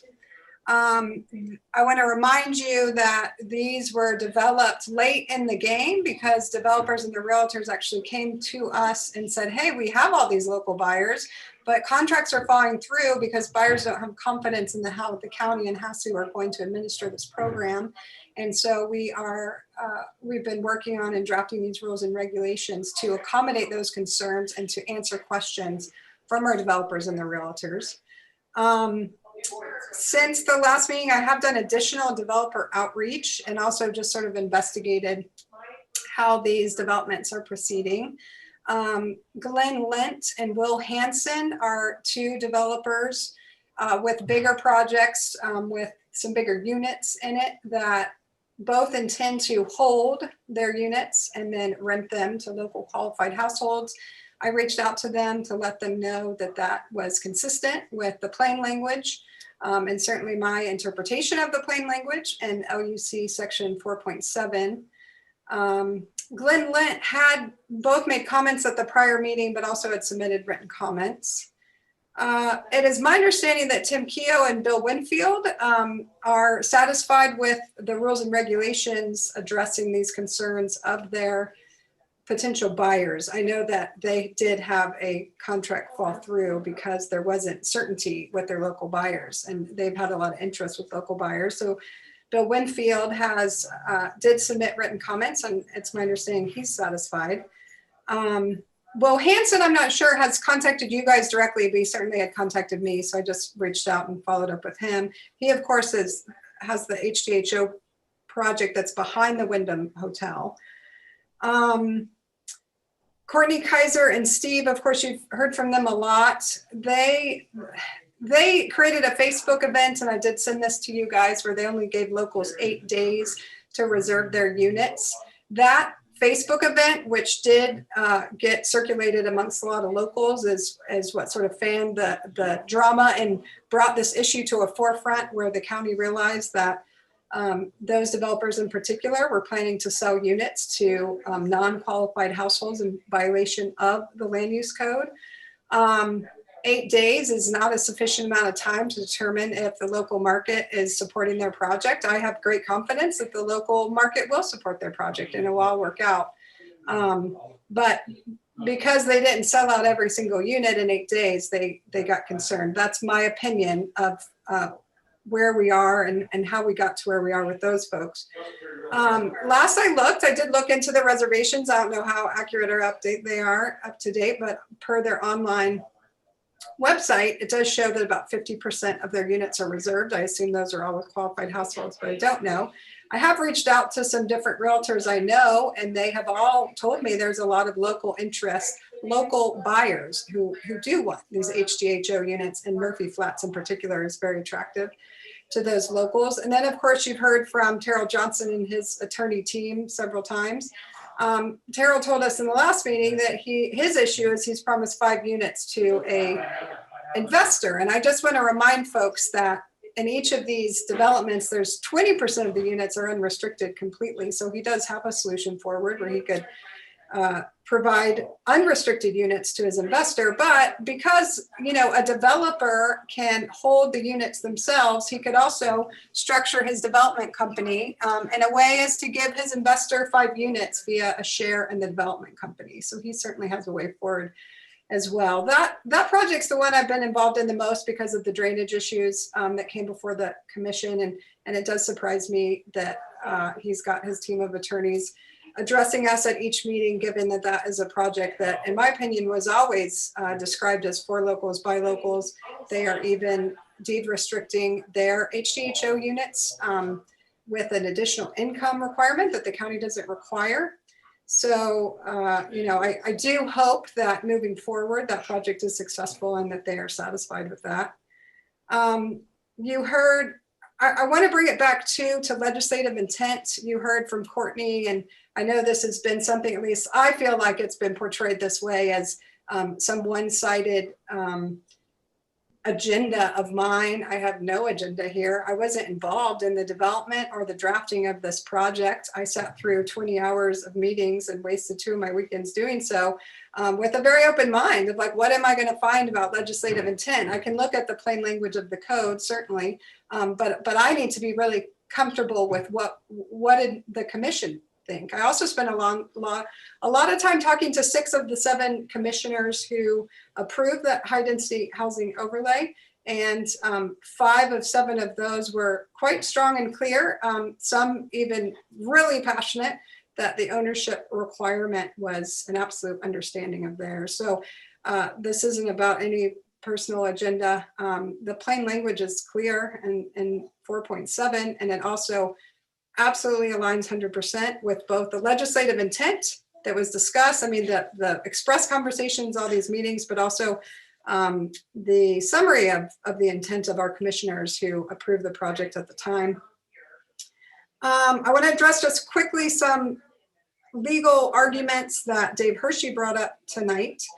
One of which is about a 2020 update to code that prohibits criminal violations regarding individuals' homes, and that's not quite accurate. He did cite to you the municipal code section. The county code section is 1753-223. It does prohibit criminal penalties related to the use of someone's home, and that is not the plain reading of what 4.7.11 does. That's about the sale of a restricted unit, not the use. So I don't think it even applies. If it did, then it doesn't mean that the entire intent of 4.7.11 goes away under just general severability laws. So that's not a concern. He also talked about mortgage financing. That's also not a concern. Fee simple title remains with the record owner, even when you have a deed of trust. I've done a ton. I have 15 years of private lending and mortgage experience through my private practice. Fee simple title always remains with the record owner, even though, sure, a bank, a lender is going to have an interest through the deed of trust, but it doesn't change record ownership, and it doesn't affect the way we describe ownership in that title. Certainly, again, if there was any sort of issue there, the court's allowed to look at the general purpose and to allow to essentially support the effect of a statute or a code that allows it to work. Okay, so even though we don't actually discuss fee simple title in section 4.7, we don't use the terms record owner, but those are all very commonly understood terms. And the only way that that program would work, that units could be financed, is under your very typical world of fee simple title law.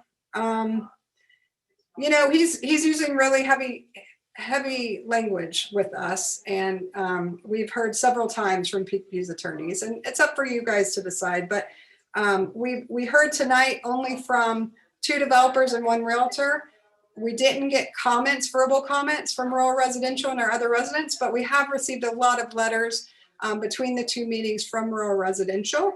And personally, I believe that we owe it to our workforce and we owe it to our rural residential residents to litigate if that's what's necessary. So I'm certainly not concerned about the attorney comments here.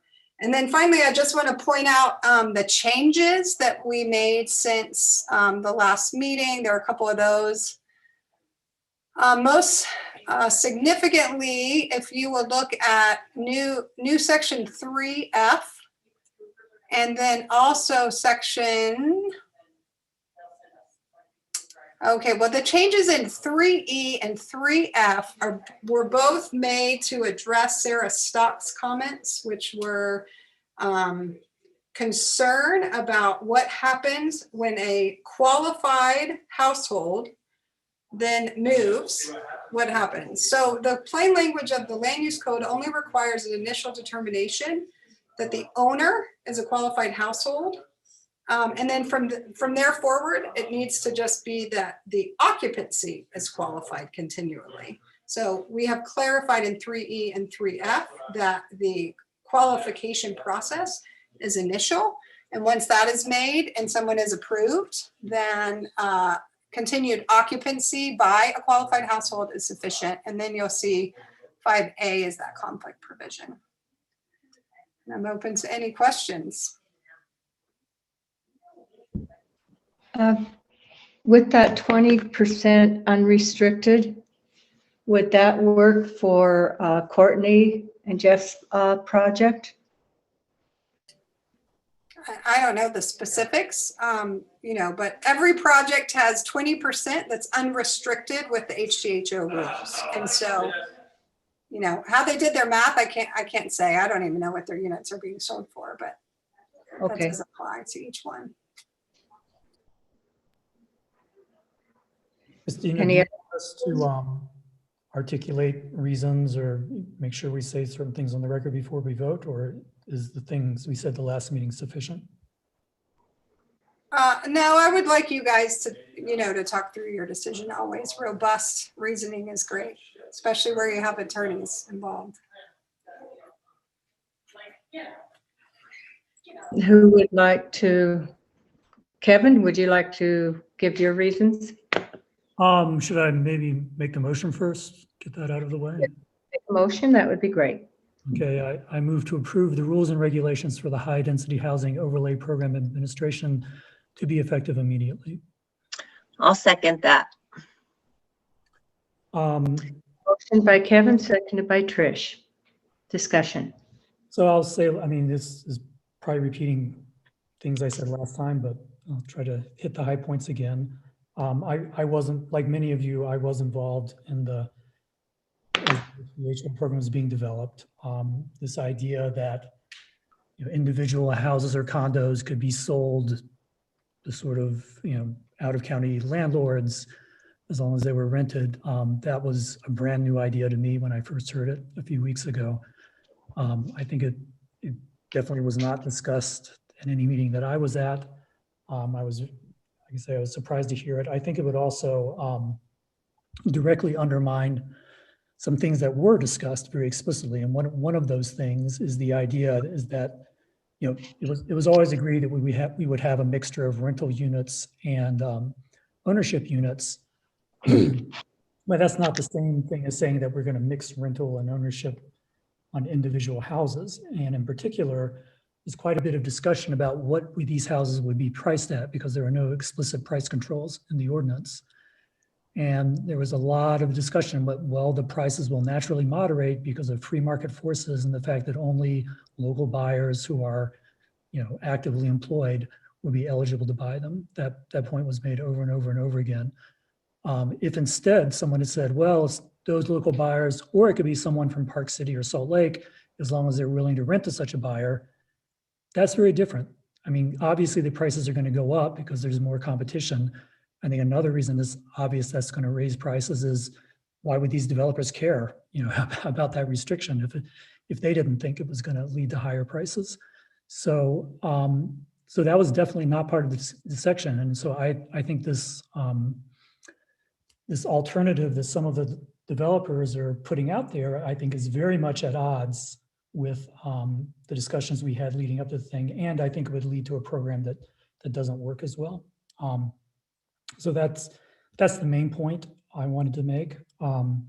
I think that this discussion has sometimes been difficult because there's lots of, and many people, probably including me, are guilty of not speaking precisely about this rent versus own issue. I mean, clearly this program was meant to create rental units, and it was also meant to create ownership units, and both of those got discussed quite a bit.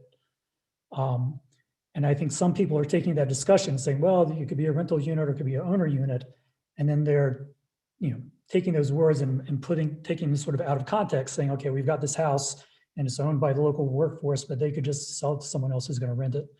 And again, that's a scenario that we never contemplated. So I think I think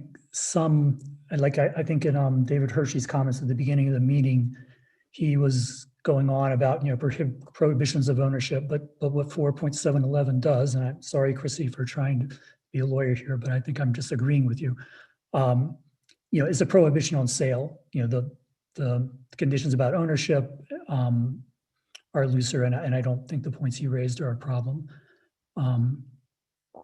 Finally, I think I'll just say, Chrissy will tell you that I'm not the sort of person who would automatically agree with, opinion of her or any other attorney. I don't, and but I do agree with her 100% on this issue. I think everything she's saying makes sense to me. So.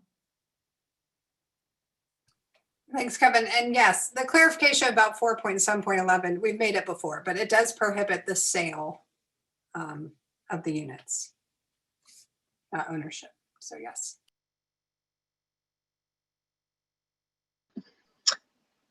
I'll go, Mary, if you're ready. Can she hear me? Are you good? I can hear you. Okay.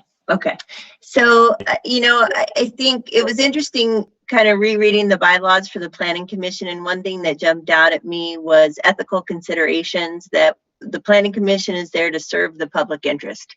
And so are we. We're not here to serve the interests of developers and realtors and lawyers. And I really want to reiterate that point. And all the letters that were coming in were our citizens, our constituents, voicing their opinion that overlay was meant to house our workforce, and that our community is taking a hit, especially the rural community. And this is something that somebody said to me today. This was sold to us as an 80% locals only overlay. Our understanding is that this would be locally owned and occupied by locals. And that was, laid out to me again today. And I agree with that statement.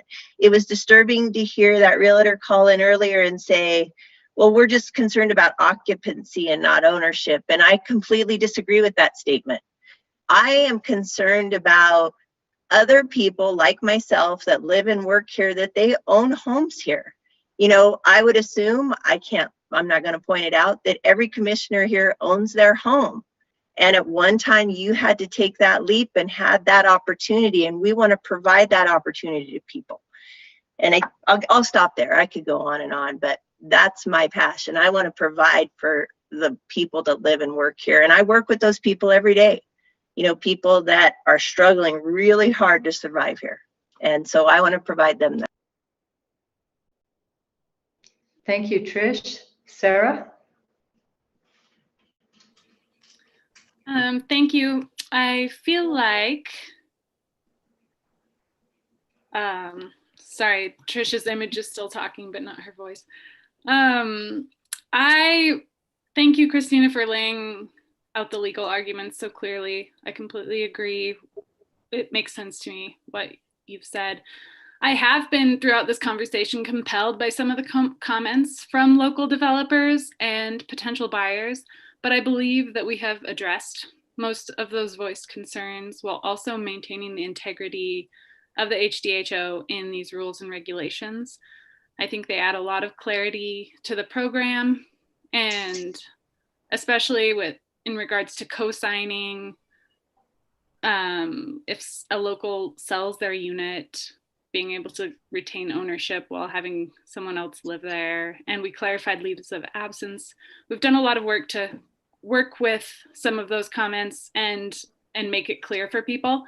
And I hope that this encourages confidence in this program. I think this program has the potential to have a really big impact here, and I'm supportive. I encourage the developers also to embrace this program, because otherwise you're not going to sell units. Thank you, Sarah. Who else would like to? Evan? Sure. I'll weigh in. I think that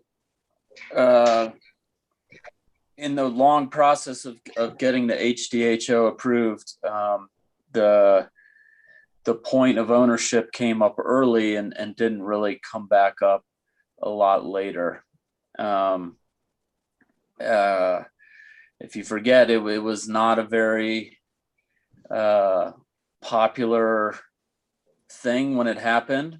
When it first came up for a vote, it did fail, and the community was not excited about higher densities in their backyards. And I think that to Trish's point, it really was sold as a tool to create opportunity for our local workforce. And I appreciate the attorney outlining that there are still opportunities for projects like the Peak View with the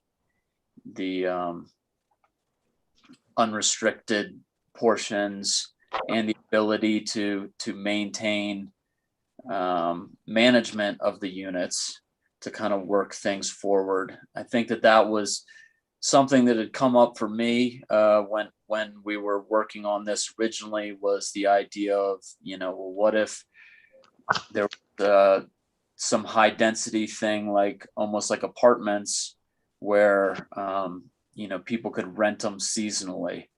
And so that kind of is what held traction for me, and folks, non-local workforce folks maintaining ownership. And it sounds like there's still a path, even with these clarifications. And I think one of the big trade-offs is, to Rachel's point, early on, we didn't know how much buy-in there would be from developers. And we also had identified a huge need for housing, and having these investors be able to own was a way to create more stock, was a way to get more housing out of our horse trading that we were doing with increased density and et cetera. And the numbers of units that were going to be allowed originally were greatly higher. And every attempt at drafting an ordinance, the total number of units were whittled down and whittled down and whittled down to the point that there were only going to be so few units available through the HDHO that they pretty much got gobbled up overnight. We were worried about a sunset clause, and those things, they just applications came pouring in. And the intent of this was to create opportunities for our workforce. I never intended to ask locals to have this increased density in their backyard for second homeowner investment opportunities. I'm scared that if that was an option, someone could be working on a remodel and not renting it out, and like, oh, I'm working on a project, I'm going to be coming down on the weekends from Salt Lake so that I can, work on home repairs, and suddenly it's not rented out for 6 months or a year while someone's coming down on weekends when they are also splitting their time recreating. And so it was hard for me. I can definitely appreciate, the early brainstorming of how we were going to make this work. And I think that Rachel spoke to that.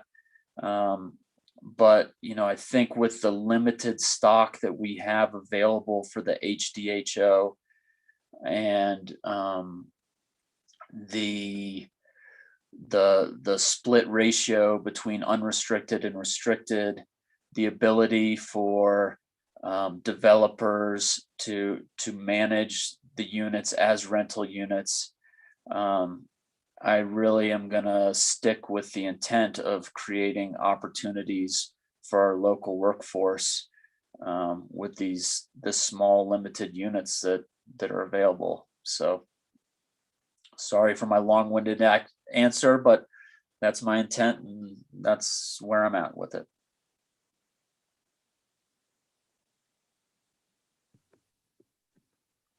Yeah, after the, may I go, Mayor?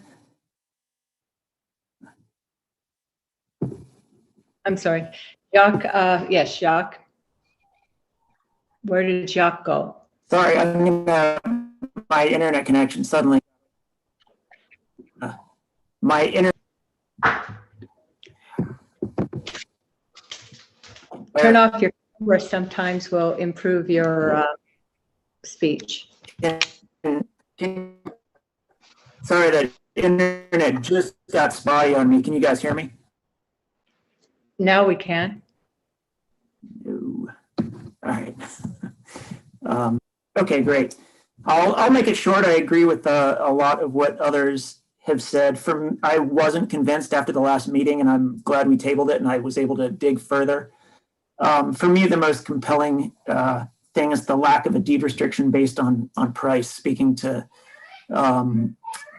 ownership qualification, as well as the 80-20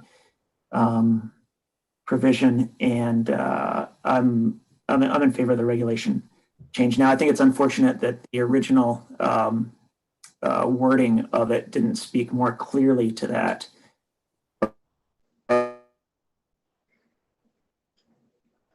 We lost you, Jacques. I think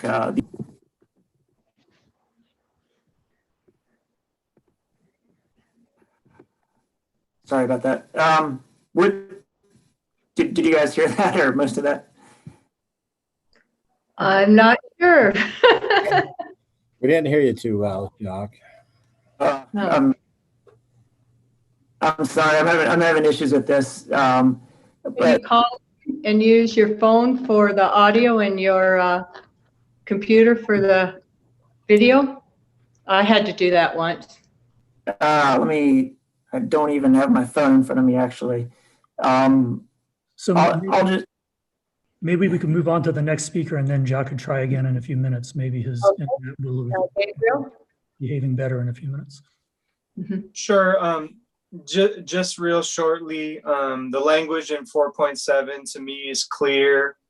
The accounts that we've witnessed from county commissioners and planning commissioners is overwhelmingly describes the intent presented by the county attorney. And so I agree with the comments previous. And I just wanted to say too, I'm really hoping that we have an opportunity right now as we're filling some vacancies in the planning and zoning department, that we look at this as an opportunity to really align, have staff that's really well aligned and capable of avoiding these types of misunderstandings, because it's, it would hurt a lot to lose the potential of this housing. And so hopefully it can still move forward. Thank you. Jacques, want to try again? Yeah. Can you guys give me a thumbs up if you can hear me? Yeah. Okay. Yeah, I'll keep it brief as well. I definitely agree with statements that other commissioners have made. And I wasn't ready to approve after the last meeting, but I am now. And I think that the lack of a deed restriction based on price in the original HDHO is compelling to me. And Christina's arguments also I think are very clear, and I'm in favor of it. I'll leave it at that. Okay, I think Kevin, you spoken. I think everybody's spoken but me, correct? Oh yeah, you want to go ahead first? Or? I had a short comment, but if you want to speak first, go ahead. This has been really hard for me. I lobbied to make sure that where the Murphy Flats was part of the high density overlay. It was not originally. And I've been supportive of this project for many reasons, the way it's going to be friendly, bike friendly, and just the whole concept. And it took me a long time to separate my emotional attachment to the developers. I think they're incredible people, and my ability to look at it from a non-personal way.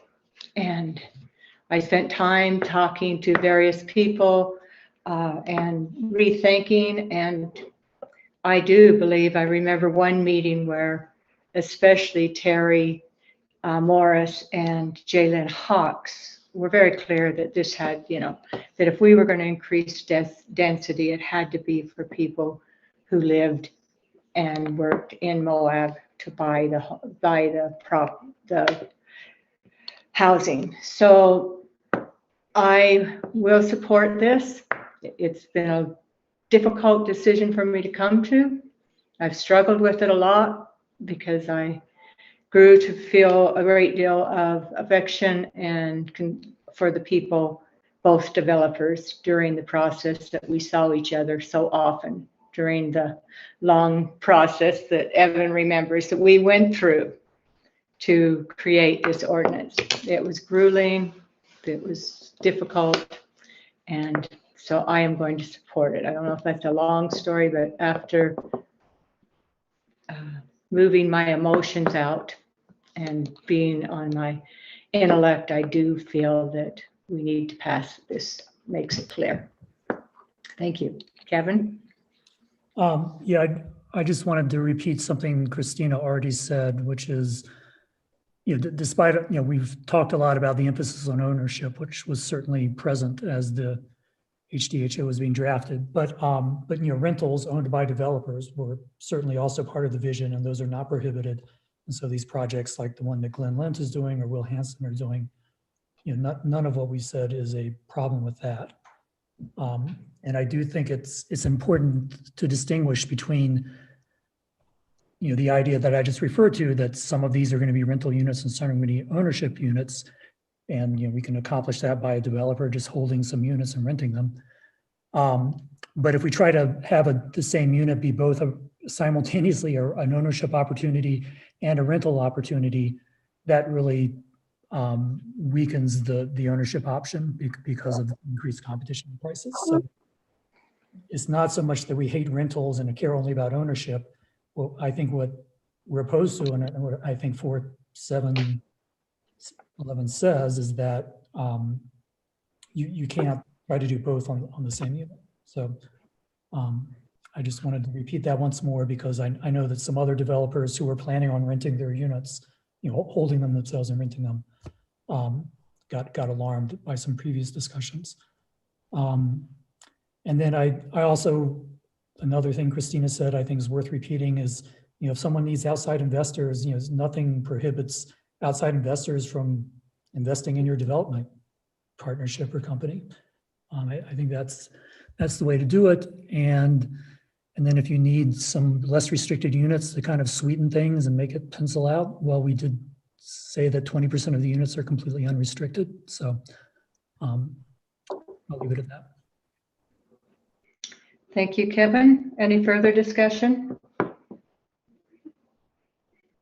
We have a motion on the floor. Motion by Kevin, seconded by Trish. I don't see any further discussion, so I will call for a vote. All in favor, say aye or raise your hand, or both. Passes unanimously. We are to adopting resolution approving Sky Retreat minor record survey in the Westwater area. Parcel number 04-0025-0089. Christina Sloan. Yes, I'm going to take this for planning. I do have a disclosure to make. I represented this developer in my private practice before I was sworn in as county attorney, and he has waived any potential conflict anyway, but FYI. This one is out by Westwater, and they have a pretty groovy plan to do some dark skies type programming out there. As a first step, they are subdividing their 160-acre parcel into 3 big parcels. This is past DRT review. You will see there's quite a road dedication to the county involved. And that's shown on the plat as Westwater roadway dedication. This is an administrative process, and so we actually have limited ability to deny this subdivision unless it conflicts with our land use code, which it does not. I'm open to questions. Yeah, I have a question.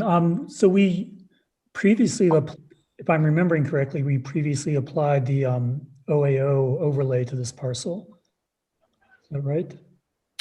I don't think so. I thought that was coming next. Does Mallory or Chris, do you guys know? I'm pretty sure it's not over this property currently. Yeah, I think they were going to subdivide and then ask for the OAO. I see. Okay, so it was discussed, but we didn't actually do the OAO. Right. Yeah. Okay. Yeah, I checked the overlay map that's online, doesn't have it. And I don't recall any action ever being taken to apply it to this property. Cisco and Thompson Springs were mentioned, but this is quite a ways from Cisco, further away from Cisco than I think we could consider it as being part of Cisco.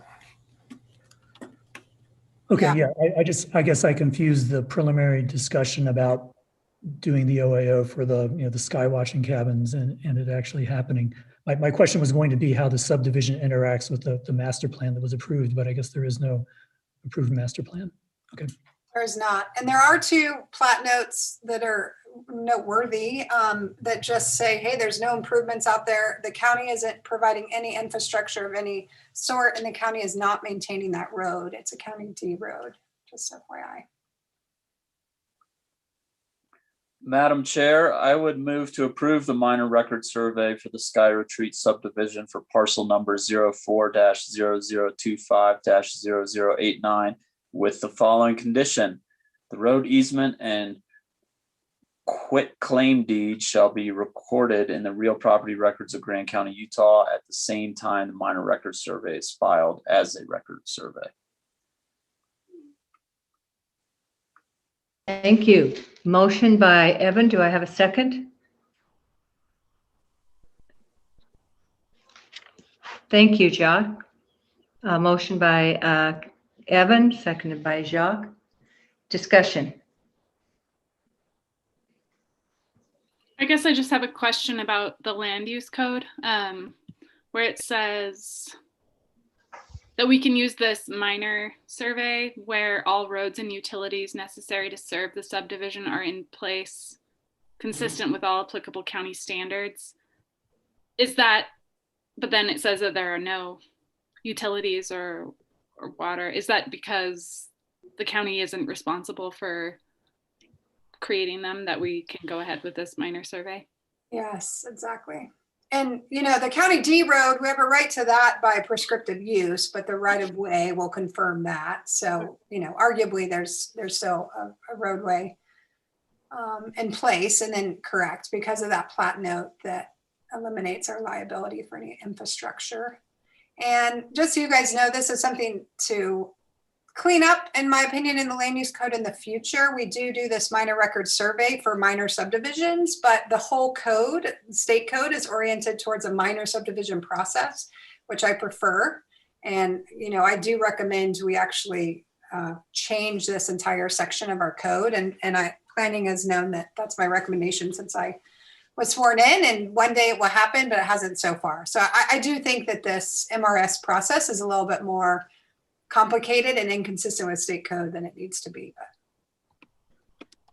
I think also, I mean, we should just mention that, you know, the current use is probably range and grazing, right? Right. Or whatever is permitted in range and grazing. And so if we were to go, or if we were to receive and process an overnight accommodations overlay application, you know, we would have to reassess the requirements depending on the proposed use against the land use code. Is that right? What do you mean? I mean, sure, but. So, I mean, it could, depending on what development's being proposed, and keeping in mind that they could sell this anytime, tomorrow after they're done with it or whatever, to somebody else, that the development that's being proposed, you know, if we determined that it required infrastructure, roads or whatever to serve it, at that point in time, you know, it'd have to be a part of a master plan, probably development agreement or whatever other process unfolds. Right. And well, so, and we're not saying there's like no infrastructure required. We're just saying the county is not paying for it. Yeah, okay. Yeah. So I'm just pointing out that there's no particular use being proposed at this point, and when a use is proposed, whether by right in range and grazing or a rezone application, then there could be additional infrastructure requirements that come into play. Yes, true.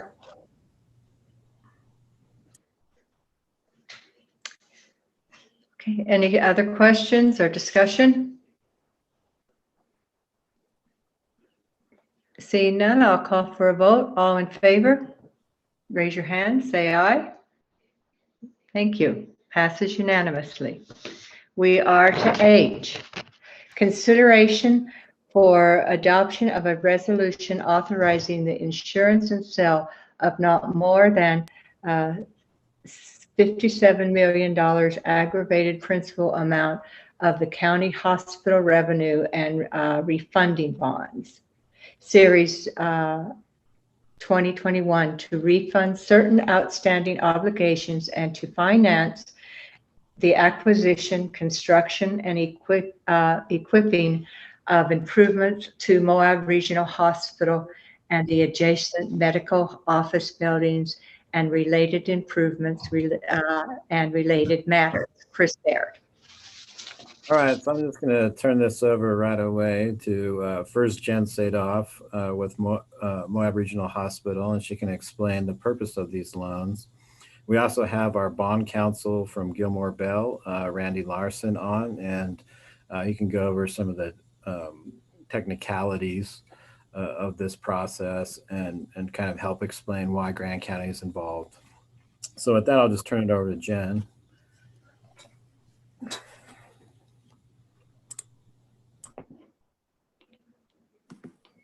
Hi, everybody. Thank you so much for taking the time to put us on your agenda this evening. Moab Regional Hospital has been working for the last couple of years on figuring out what our expansion plan will be as we adjust to the volumes of tourism, since we opened our last facility, and also adjust to the needs of the community as identified in our community health needs assessment. When the hospital was financed back in 2008, it was financed at a relatively high percentage rate. And March 1st actually was the first opportunity that we had to refinance that original loan. We have been working with USDA on a very low interest loan plan. And, you know, I think a lot of people, the first question they ask is, oh no, you're expanding the hospital. Are hospital prices going to go up even more? And because of the difference of the rates, the interest rates, our actual yearly loan payment will go down by about $700,000 after including, you know, an almost $30 million expansion. So what are we doing as part of that expansion? We are expanding our medical office building. That will allow us to have more specialists. It will allow for the increase in family practice physicians that we've added. We've added one psychiatrist, and we're about to add a second full-time psychiatrist. Plus we have a child psychiatrist, so it will allow us to expand our mental health services. And a big request from the community is to expand our urgent care hours so that it opens earlier in the day. So it will allow us to do that. We'll be able to expand our laboratory, so we have some redundancy there. We'll be able to add an addiction. Oops, this is supposed to be addiction, not an addition therapy. And that will be where we'll be offering daily dose Suboxone and methadone. It will bring our ER trauma bays up to compliance and expand the ER to deal with the volume that we're seeing there now. And it will just streamline the flow from the urgent care to the ER in general. We will be adding a surgical suite, and we will also be adding a retail pharmacy. So those are the areas. There's almost no spot of the hospital that is left untouched. So this will both refinance our existing debt and provide us the facility that we need for our area moving forward. So in the interim, so USDA will be doing the long-term funding, but in the interim, there is we have to do a construction loan, and we've been working with Zions Bank on that. And we're coming to the county for tax exempt bond funding. And I need somebody to jump in with the very specific nuances on that. Happy to do that. I don't want to cut you off, Jen, but if you'd like to do the lawyer speak part, I can do that if you want. That'd be great. Okay. Randy Larson with Gilmore and Bell, bond counsel to the county. Just to give a little more color, this is a good introduction to the project. The benefit to the hospital for seeking the county to be a conduit bond issuer is access to a tax exempt interest rate. And so all else equal in the market today, that would be about 1/3 or more of interest savings. And so in order to get that lower interest rate, the Treasury requires that bonds for this kind of a project be issued through a local government. And so as was done with the last bonds, which were issued in a much different environment, these bonds would be have the same format, but do require the county to take certain actions to issue the bonds. So by virtue of state law, bonds issued as a conduit bond cannot entangle or imply or even allow for the county to give any credit to the hospital. So the county would have no responsibility for payment. That would be very comfortable, and actually as your bond counsel, I would be ensuring that. It'll be relatively easy because state law actually prohibits the county to have any credit obligation for payments on these bonds. What should the county consider when it becomes a conduit? Well, you want to consider the policy, right? I mean, not all 501c3s are made equal.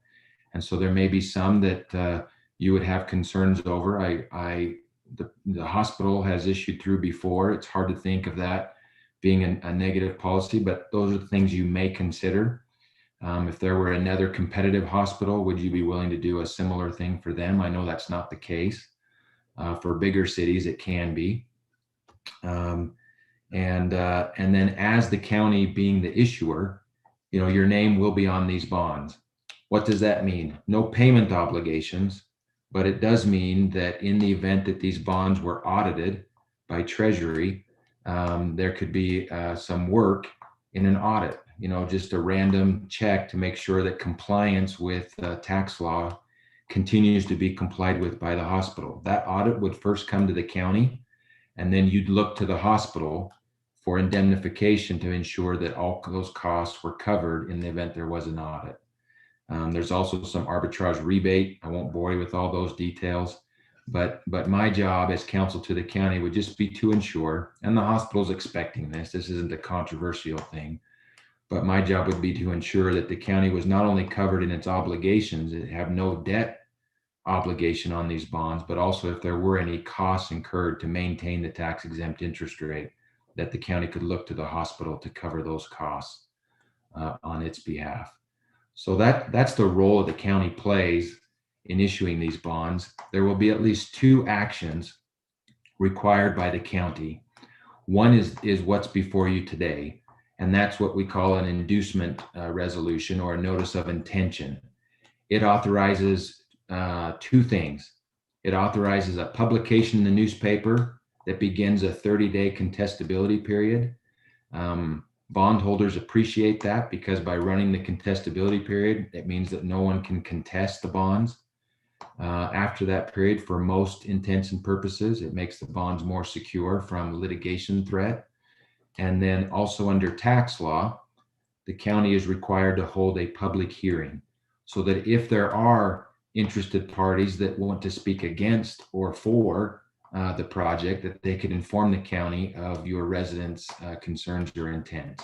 So today's resolution authorizes that notification in the newspaper, sets a public hearing date for April 6th, which is the next regularly scheduled county meeting that would fit within the publication requirements.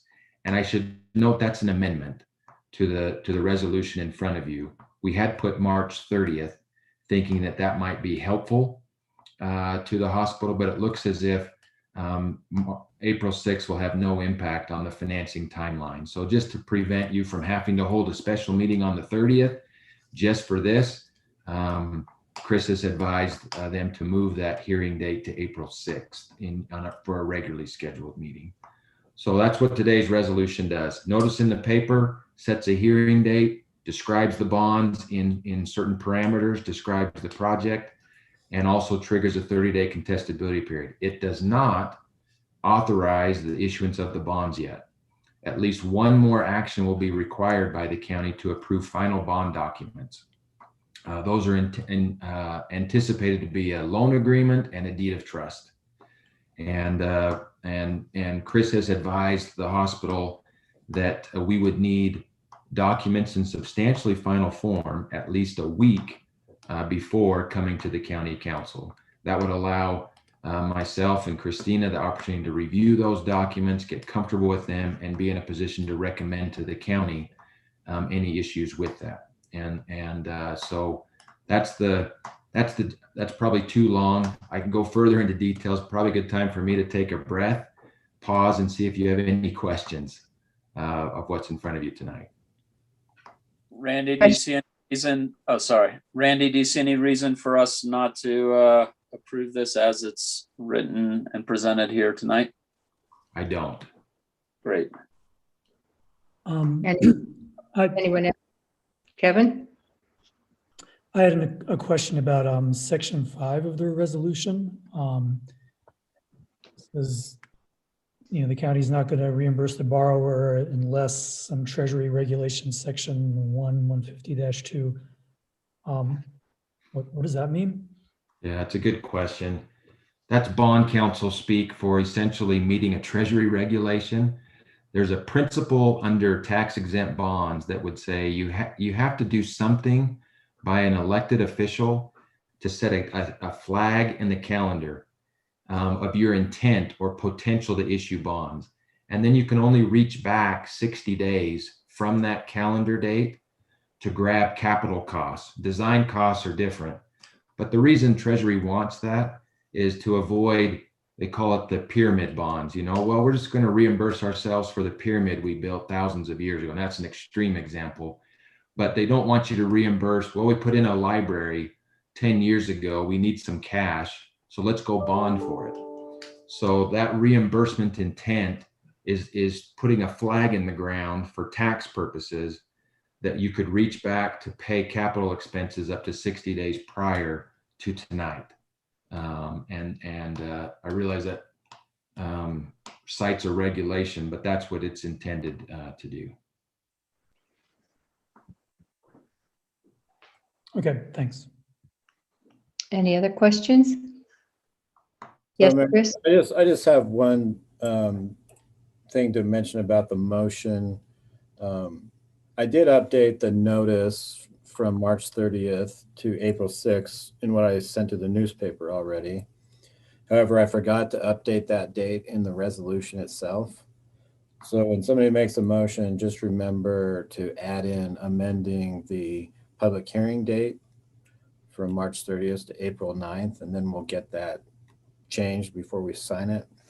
I forgot to do that in the body of the resolution because it has the notice, the form of the notice contained within it, and I forgot to change that. Okay. But anyway, yeah, at this point we don't have a reason to hold a meeting on March 30th. And so that's another thing to consider. I think Andy had brought up that we were going to hold a Andy Solzvig, just so you know. That this was the reason for it, but it sounds like we're going to be good to push it out to April 6th. I could make a motion. Yes, Kevin?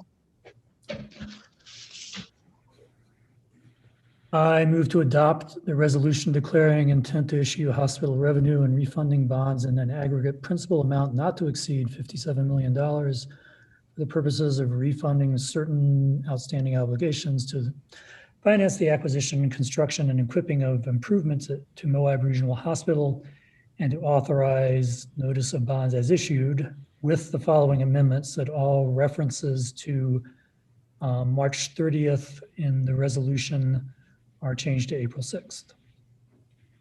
That work, Chris? Yes. Thank you, Kevin. Do I have a second? I'll second. Thank you, Jacques. Any further discussion? I would just like to get it in the public record that I'm so appreciative of what the hospital does for our community, both the services they provide, the jobs that they create, and if there's anything that we can do to prop them up and help them on their mission, I'm all for it, and I'm glad to see increased services coming online. So thanks for doing the heavy work in the background to make this happen. You guys, I'm really tired. You might make me cry. Yes, Trish, did you have something? Okay. Okay. Any further discussions? Seeing none, I'll call for a vote. All in favor, raise your hand or say aye. Thank you. Passes unanimously. Thank you, Jen and Randy. It's really exciting. Thank you. Thanks so much, Randy. Have a great night. 6 o'clock came and went without me noticing. So is there anyone for the second public comment period? Mallory? Yeah, let's see, we have Christina Brittinger on now. She wasn't on earlier. Christina, are you here for public comment? Okay. I don't think so, but if you are, please turn on your camera or unmute. A few others on. Liz is still on. I don't think she's on for public comment again. We have Lori on. Lori, if you're on for public comment, please unmute or turn on your camera. And the other individual I'm seeing right now is Nathan. Nathan, I'm not sure if you were on for the hospital bond item, but if you're on for public comment, please unmute or turn on your camera. And likewise, I just saw Dave Hershey joining.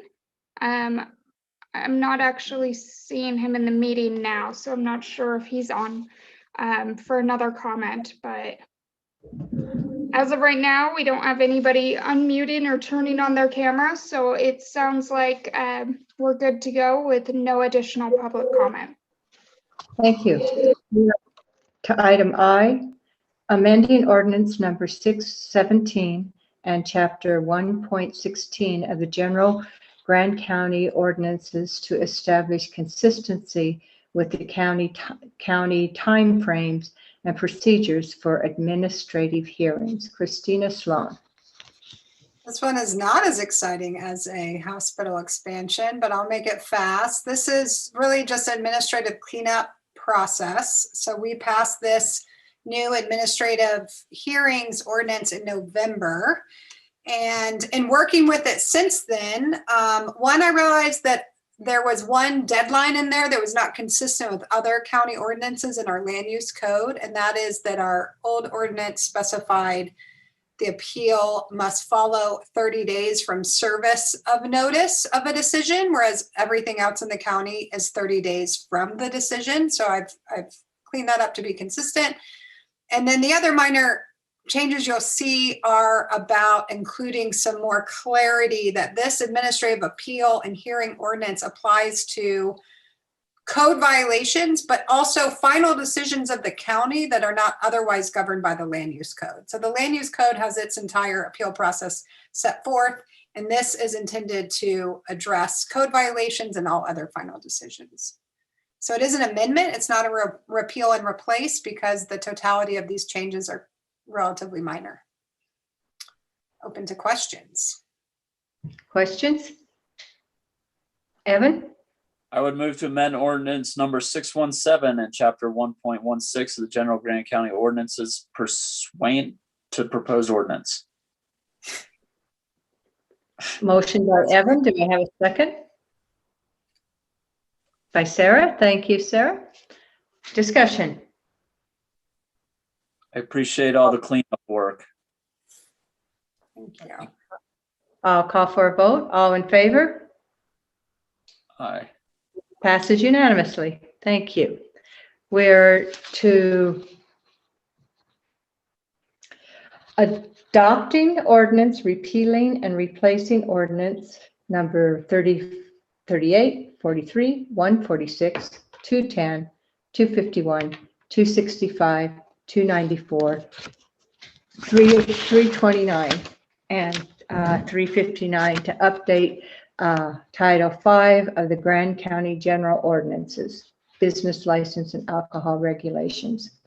Christina. Okay, this one's more of an overhaul.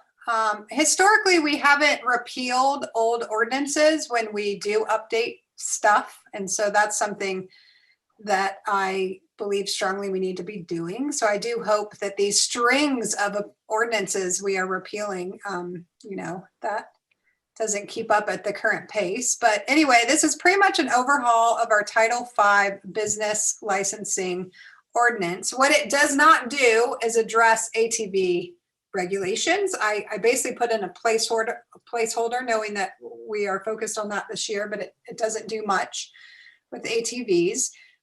This grew out of instead concern that, and looking into our Title V regulations with regards to Rally on the Rocks in particular, that there just wasn't any meat in our old Title V. So it didn't require compliance with local law or state law. if you're running a business in Grand County. So that's an important thing. It didn't allow us to inspect businesses once they were permitted in the very beginning. It didn't create any clarity about why and how we could deny or revoke a business license. So it's doing all that. Not too sexy of things, but very important. And it also very dramatically simplifies our alcohol licensing. So we had provisions, but I mean, back from the 60s and the 80s, it looked like the last time we updated our alcohol licensing regs was from the 80s, which was back in the brown bag days. And just, gosh, everything had changed since then. But also, I think we all have an awareness that DABC licensing, and that's through the Department of Alcoholic Beverages Control Division, is very complicated. And so why should we make it harder? The only thing DABC requires that we do is provide a local consent for alcohol.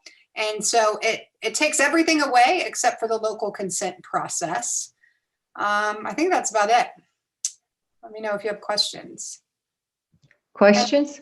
I will say, I did heavily vet this one around the county. So Chris Baird looked at this. Quinn and Jana Kyle in the clerk's office spent a lot of time providing me with feedback. So they had, we sort of went through 2 big revision processes, and they were very helpful in both circumstances and helping me with their process as well. So yeah, it looks good to me. I think, there's possibility that we might want to revisit it as we go through the process of working our way through the ATV moratorium.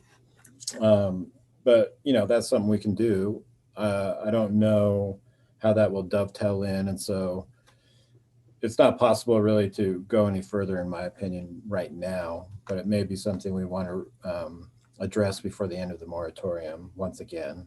But everything looks really good, and I really appreciate Christina working on this. It's a lot of good cleaning up. I think we're gonna be a lot better off. Great, thank you. And yeah, so if you'll go to 5.02, it has motor vehicle rentals, and all it does right now is require an inventory, which we've been doing since January 1. But that's where, as we work on ATV rental and sale regulations, we would flesh out that section 5.02.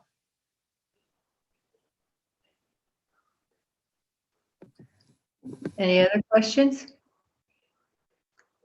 A lot of work. Could I make a motion? Yes, please. I will move to repeal Title V, Business Licenses and Regulations of the Grand County General Ordinances and related ordinance numbers 38, 43, 146, 210, 251, 294, and 329 and 359, and adopts new Title V business licenses of the Grand County General Ordinances. Thank you, Jacques. Motion by Jacques. Do we have a second? Seconded by Evan. Discussion? Call for a vote. Sorry, I did leave out 265 in the motion, but there is a 265. Ordinance 265 needs to be repealed as well. I move with amendment. Okay, Evan? Does that so move with amendment of 265 count? Is that? Works for me. All right, I've got some head nods.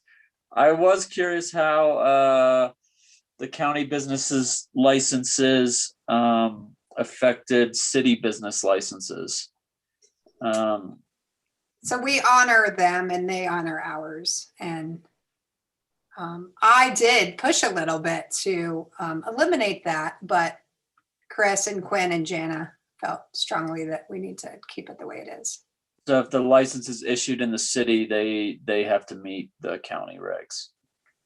If the license is issued in the city, we don't require that. We require notice actually, and so this has changed it. The way it used to be is there was, as long as they were licensed in the city, it didn't matter if they were doing business in the county. There was no formality of requiring a license or notifying us or anything.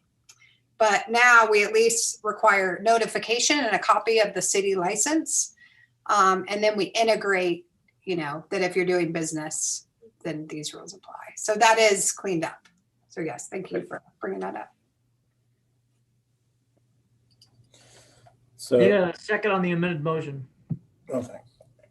So I just wanted to point out with regard to honoring business licenses in the city, just to clarify that doesn't mean that, somebody would be able to establish a new physical location in the county without also getting a county business license.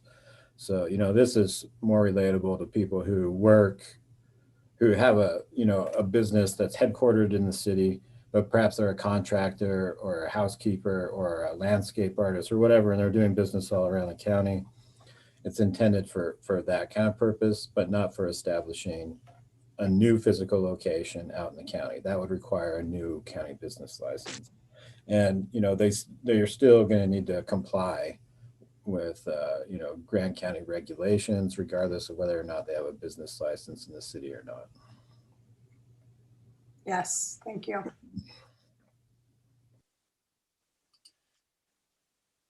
I think Quinn wanted a second to the amended motion. I'll second. And so a quick question there. So there's this new requirement of a notice, Christina, you said about those with city permits doing business in the county. How are businesses going to be notified of this new noticing requirement? Or correct me if I'm wrong. Great question. I have no answer. Think that, I can discuss with, I think it'd be Mona over at the city. And maybe just provide them with a memo from us that they pass out to everybody that they give a business license to. That'd probably be the easiest thing. Sound good? Okay. Yep. Not to go down the rabbit hole too far, but just to plant the seed, or would that include businesses that are permitted on federal lands? Like if there was a tour operator that was like coming down and running trips in Arches, would they need a county business license? Yeah. Well, they would need either a county business license or a city business license, depending on where they were headquartered. But if they weren't headquartered within the county, but they were, their business depended on services provided in the county, would they need one? Yes. Okay. They would need one or the other. They'd need a city or a county business license. Right, but he's saying they're on federal land, so that's going to be in the county. So they're doing business in the county, but they're based up north. Yes, they need a county business license. So yeah, so just to clarify, we only are going to honor business licenses from the city of Moab. Right. But if somebody from outside of the county, let's say there's a guide service, somewhere outside of Grand County, and they wanted to do guiding within Grand County, they would need to get a business license in Grand County, because we only extend business license privileges outside of our own entity to the city of Moab, and that's it. Right. And to the town of Castle Valley, but nowhere outside of the county. Oh yeah, down to Castle Valley. Yeah. Because I think that there's like over 600 CUAs with Arches, and I don't think there's that many outfitter businesses, and I know there's not. Okay. Oh, rabbit hole. Interesting, though. No, that's good for us to know. So, and just to make sure that I'm understanding Christina correctly, like, turning it around, if we've got a bike tour company in town that runs tours in 15 different counties throughout the West, they should probably be getting separate business license from 15 different locations in several states. It depends on the other localities. Not everybody. Localities were the same as us in terms of requiring business licenses. They would. Although I know that there's several in Utah that they'll take a business license from anywhere. Okay. But we don't. And so, we extend it just to the city of Moab and town of Castle Valley, and that's it. And that's how it's been for a long time. Although we're kind of just formalizing it here in the code. So The other thing to point out, and maybe it doesn't really matter so much, but because it's actually just state law now. I think a couple of years ago, state law made it so that home-based businesses, we couldn't charge a fee. I mean, I think that we can still get a business license or require a business license for home-based businesses. But as long as the home-based business is subservient to the primary use, which is residential, then we can't collect a fee. But we can still require a business license. So that's reflected in here also, but it's really just reflecting state code requirements.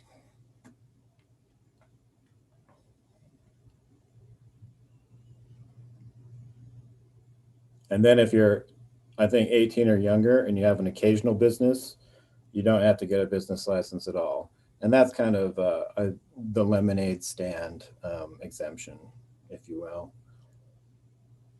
And those all are all in our exemption section. But yes, as Chris said, they're law anyway. Yeah, and so I will say too that this does clean up for the clerk's office. We typically haven't been collecting a lot of those fees for home-based businesses if they were doing something outside the home. And this will allow us to then collect business license fees for businesses that are conducting business well outside their home. Like if they're just doing their bookkeeping at their house and they're washing windows all over the county or the city, then they would need a business license. Whereas in the past, I don't know that we've actually been collecting that on a regular basis. So this definitely cleans that up. Thank you, Christina. Yeah, and there was some confusion about what constituted a home-based business. And so, if you're doing business outside of your home, predominantly you're just headquartered in your home, then it's not really a home-based business. Home-based businesses are defined in here as the business activity occurring in the home. But anyway, just stuff, that we're cleaning up. And it's, when I was clerk, it was always difficult to figure out how to deal with these applications because we had no references in our own provisions. And so it's very helpful to get this from the clerk's office perspective.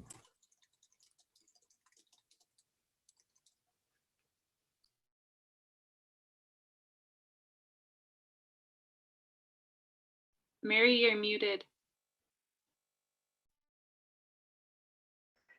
We are voting on the amendment. All in favor of the amendment, raise your hand, say aye. Passes unanimously. Now we're voting on the original motion. All in favor of the original motion, raise your hand, say aye. Passes unanimously. We are to filling vacancies on Regional Transportation Plan Stakeholders Group. Commissioner Clapper.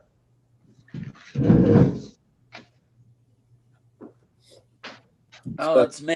All right. So Jalen and Mila are no longer serving on this group. Little background is the plan has already been drafted. That just got forwarded out last week or the week before. We got a meeting on Thursday to review some of the options that have come up for Spanish Valley, the Moab Valley, kind of north to I-70. And we should have some seats at the table. And so I'm not sure. I know that Bill Jackson attended some of those. I don't know if he has a formal appointment. Chris, do you know that? No, I actually looked up, I found the cooperative agreement that we signed. And so I apologize for not getting this in the packet. It was kind of hard to find because the keywords bring up a lot of other things. But it's called the Southeastern Utah Regional Transportation Plan Cooperative Agreement, and it's between San Juan County, the city of Moab, Utah School and Institutional Trust Lands, and Grand County and the Utah Department of Transportation. And actually in this agreement, they really only provide one slot per entity. And for Grand County, initially, it was Zachariah Levine. And then when Zachariah left, actually, I think Bill Jackson filled the role. And so I'm not quite sure why there's two appointments. because the agreement only calls out one representative from each party. I asked Bill if he was okay continuing to attend the steering committee meetings, and he said he's fine with that. And maybe, you know, we can ask if we can get other people involved as well from Grand County if they want. But according to the terms of the agreement we signed, there's one representative per party. So I was told that the stakeholders group has about 30 people in it. So maybe I'm looking at the wrong thing. The stakeholders group was definitely very large. Okay. Well, I might be, I might not have that document, or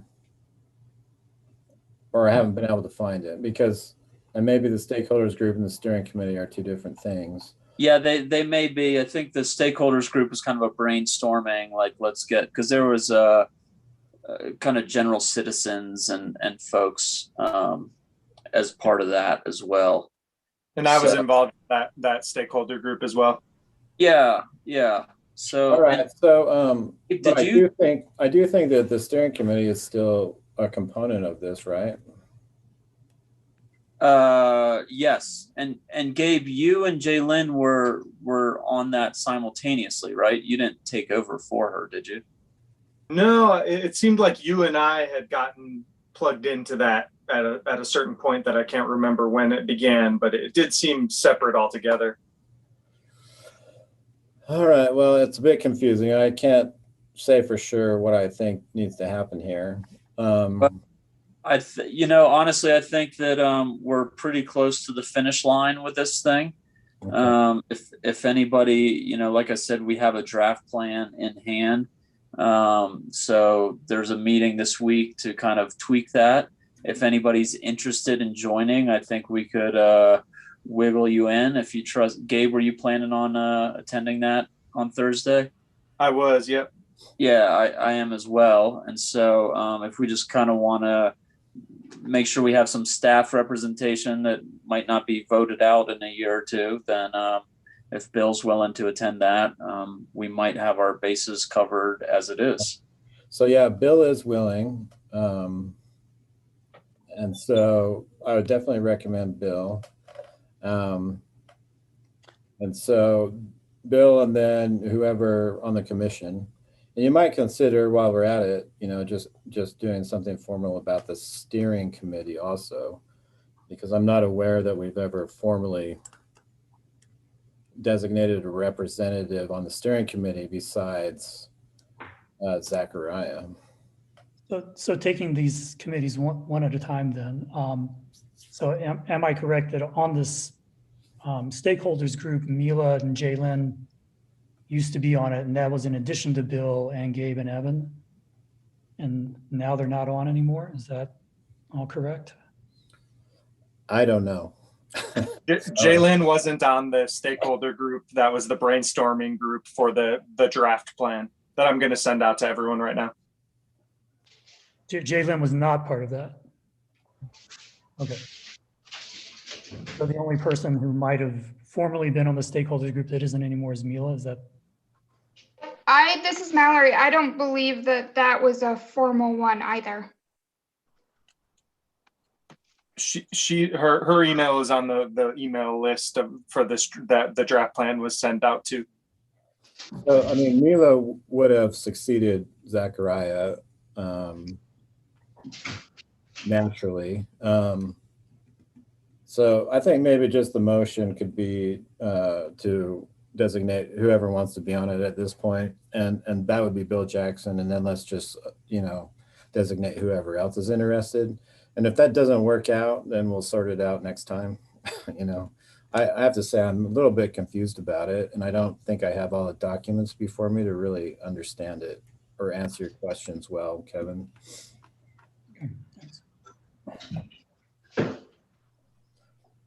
Makes sense to me. So I would make a motion to move to appoint Evan Clapper, Gabriel Wojtek, and Bill Jackson as Grand County representatives to the Regional Transportation Plan Stakeholders Group. Motion by Evan Clapper. Do I have a second? Seconded by Sarah. Discussion? I think it's an open invite for anybody to participate in the discussions that are interested. So I think this is just a formal, like, who's going to raise their hand and vote sort of thing. Okay. All in favor of the motion? Passes unanimously. And Gabe, you said you'd forward that plan to folks that I just did seconds ago. Great, excellent. And so just a reminder, we got a meeting on that on Thursday. So if anybody has points in there that they'd like either Gabe or I to bring up, feel free to forward those along. Okay. Since you bring that up, I got a copy from someone else. I was a little bit surprised that the plan was claiming that the bypass would, increase quality of life or something like that. I think that seems like kind of a controversial statement, and I don't know if you and Gabe agree with that. It might be worth bringing up. There's probably some better wording around that. Yes, I think even in the executive summary, it kind of pointed out that there was, I forget how they worded it in kind of the very beginning of the thing, that it's not something everyone's on board with. Mm-hmm. So. I also wonder whether, before this thing becomes finalized, whether as a county commission, we might want to take a position on the bypass and whether we think it should, be on some medium-term project list or not. Yeah, that's fair. And I think that would be a discussion for another day. I think that, kind of one of the things that has kept it alive was that if there ever was an interest in it, that it's kind of there as like a placeholder and not so much like an action plan is my understanding of it. And there was definitely discussion of broadening the scope of where possible bypasses could be, like, so outside of Moab Valley. I think all the kind of studies that we've had done before kind of focused on the valley and the immediate vicinity, and the scope of this definitely didn't consider things like Highway 24 or other options for heavy truck traffic to get south on. So I guess my concern is just that placeholders can morph into like actual, to-do items, and that, if we have a definite opinion on it, we should probably make that clear rather than just allowing this to be on some UDOT list. So. Totally. I agree, because placeholders also get funding for studies, and that that kind of money can go to better projects or projects that we actually might support. Yeah. Yeah. I will bring that up. I don't know if we can really like have a surprise vote on something that wasn't on the agenda of if we support it You or not. cannot, no way. Yeah, I know. That's why I'm kind of hemming and hawing of like, but I don't know if there's a deadline to approve the plan. And so that's definitely an option of just like postponing approving the plan, and then we can get something on the agenda or a workshop to see what kind of verbiage would be something that we'd be comfortable with. I don't think that the current, I realize that the current commission is not pushing for that. So I'm happy to make sure that doesn't get steamrolled through. Okay, great, thanks.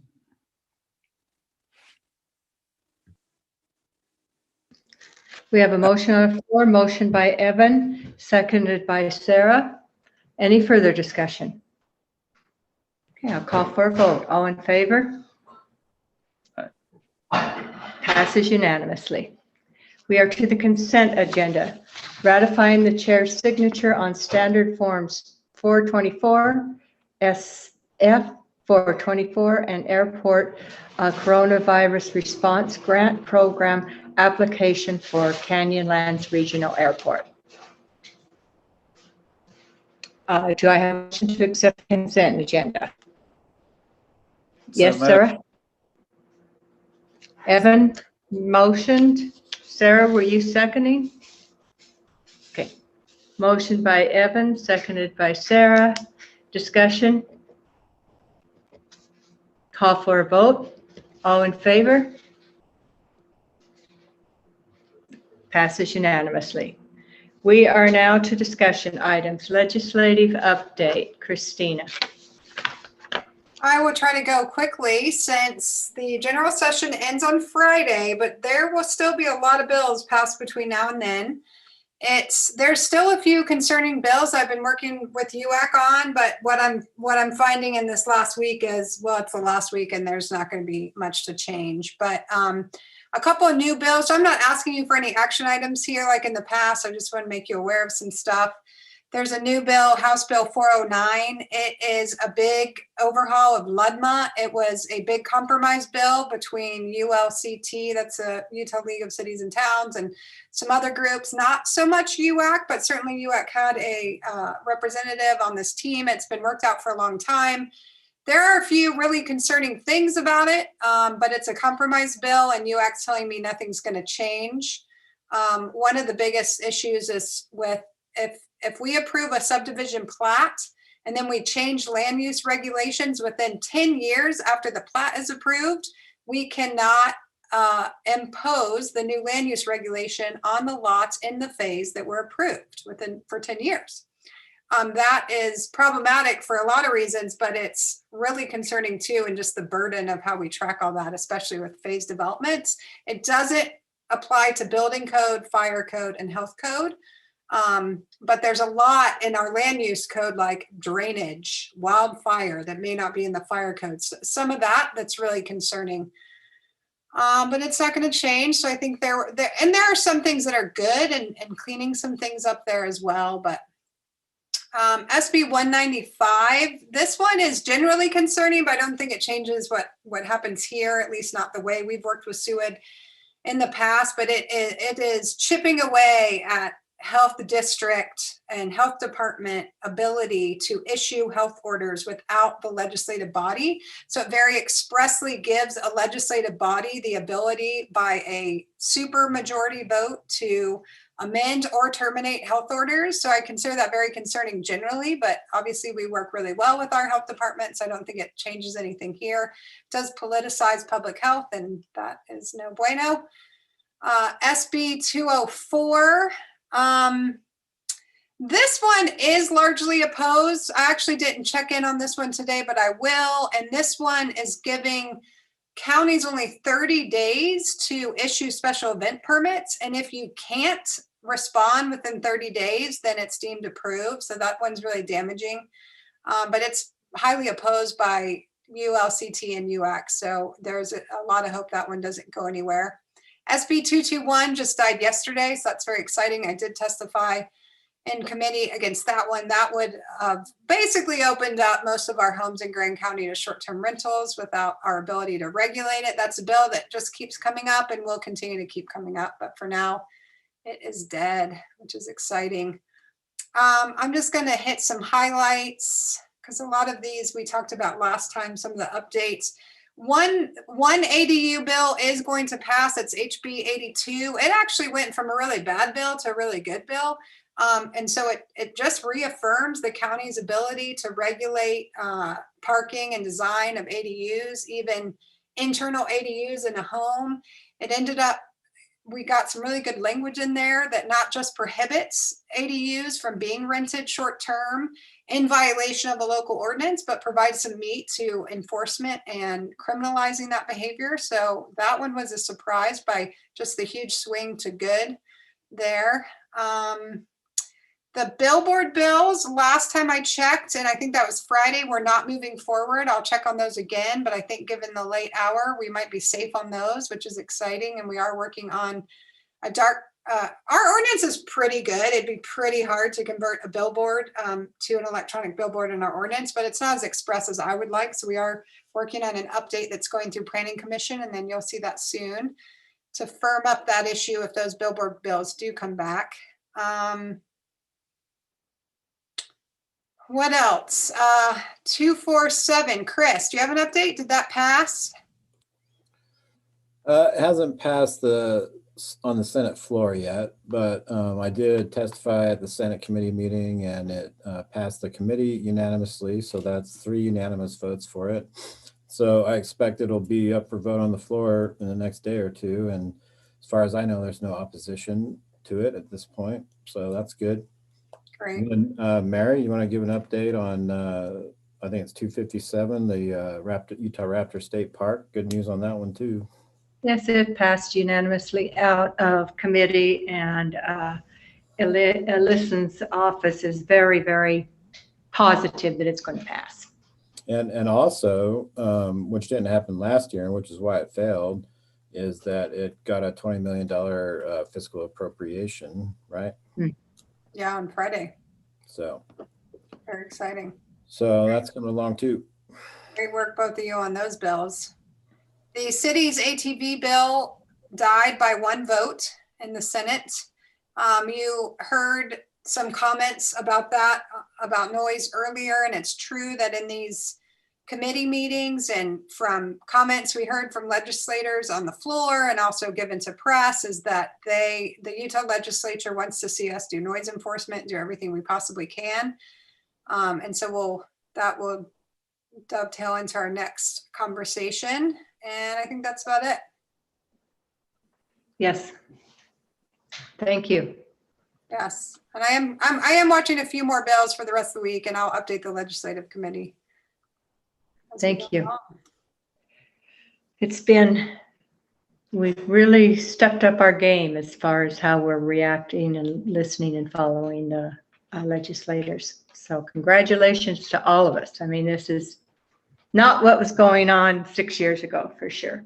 No, and I will say, and I'm going to follow up with UAC, but I've been really pleased with them, I have to say, this general session. And I think a huge component of that is the remote participation, and no one's promising to keep that up next year, which is too bad, or at least post-COVID, which is too bad. I hope that opinion changes, because even in these committee meetings that a lot of us are hovering over, there's a lot of appreciation for the remote capacity to allow more public to participate. So I hope that changes, not just at the UAC level, but at the Utah legislature level. And Jake Garfield is the public lands attorney that we have previously not wanted to pay for. And he is amazing, I have to say. He is MVP at UAC, in my opinion, and he is working on all the bills. It's not just the public lands bills. He's very accessible. He responds all the time. He's never once told me, I won't take that concern. So I feel very heard this year, which is a really great change.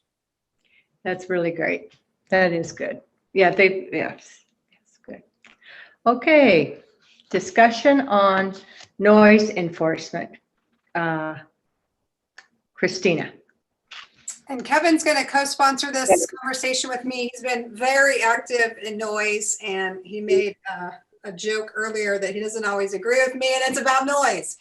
So I'm sure you'll hear some of that. We have been working really hard, but the issues are complex, and we didn't want to talk about it too early in a public meeting without sort of having more of our ducks in a row. And we're still working on that. We are working really hard on a noise ordinance update. I do have a pretty good draft out to some folks, including Chris and Kevin, for review. And we've also been working closely with the city and law enforcement on how this is all going to work.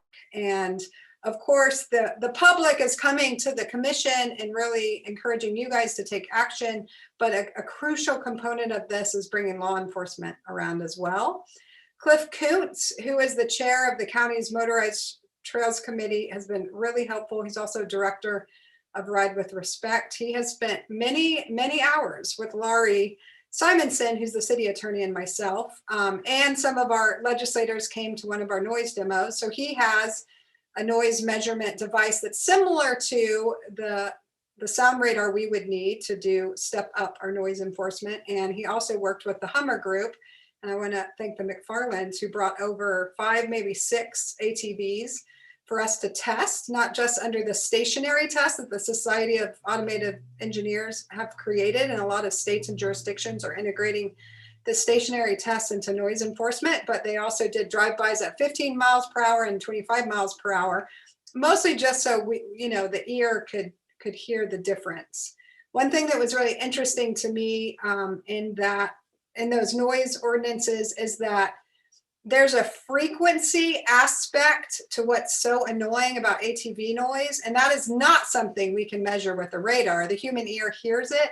Chris could explain the frequencies way better than I can, but it was really having 6 ATVs to test all at the same time. It was really striking how annoying 2 of them were, and they weren't the loudest machines, but they were the most annoying because of this squealing kind of high frequency thing. What we determined was that most ATVs on our streets, well, I shouldn't say most, the 2 most popular ATVs, which are the Polaris RZR, and I'm forgetting the other model, but I have the information, produce noise between about 94 and 96. Now there's going to be some variation lower and higher than that amount.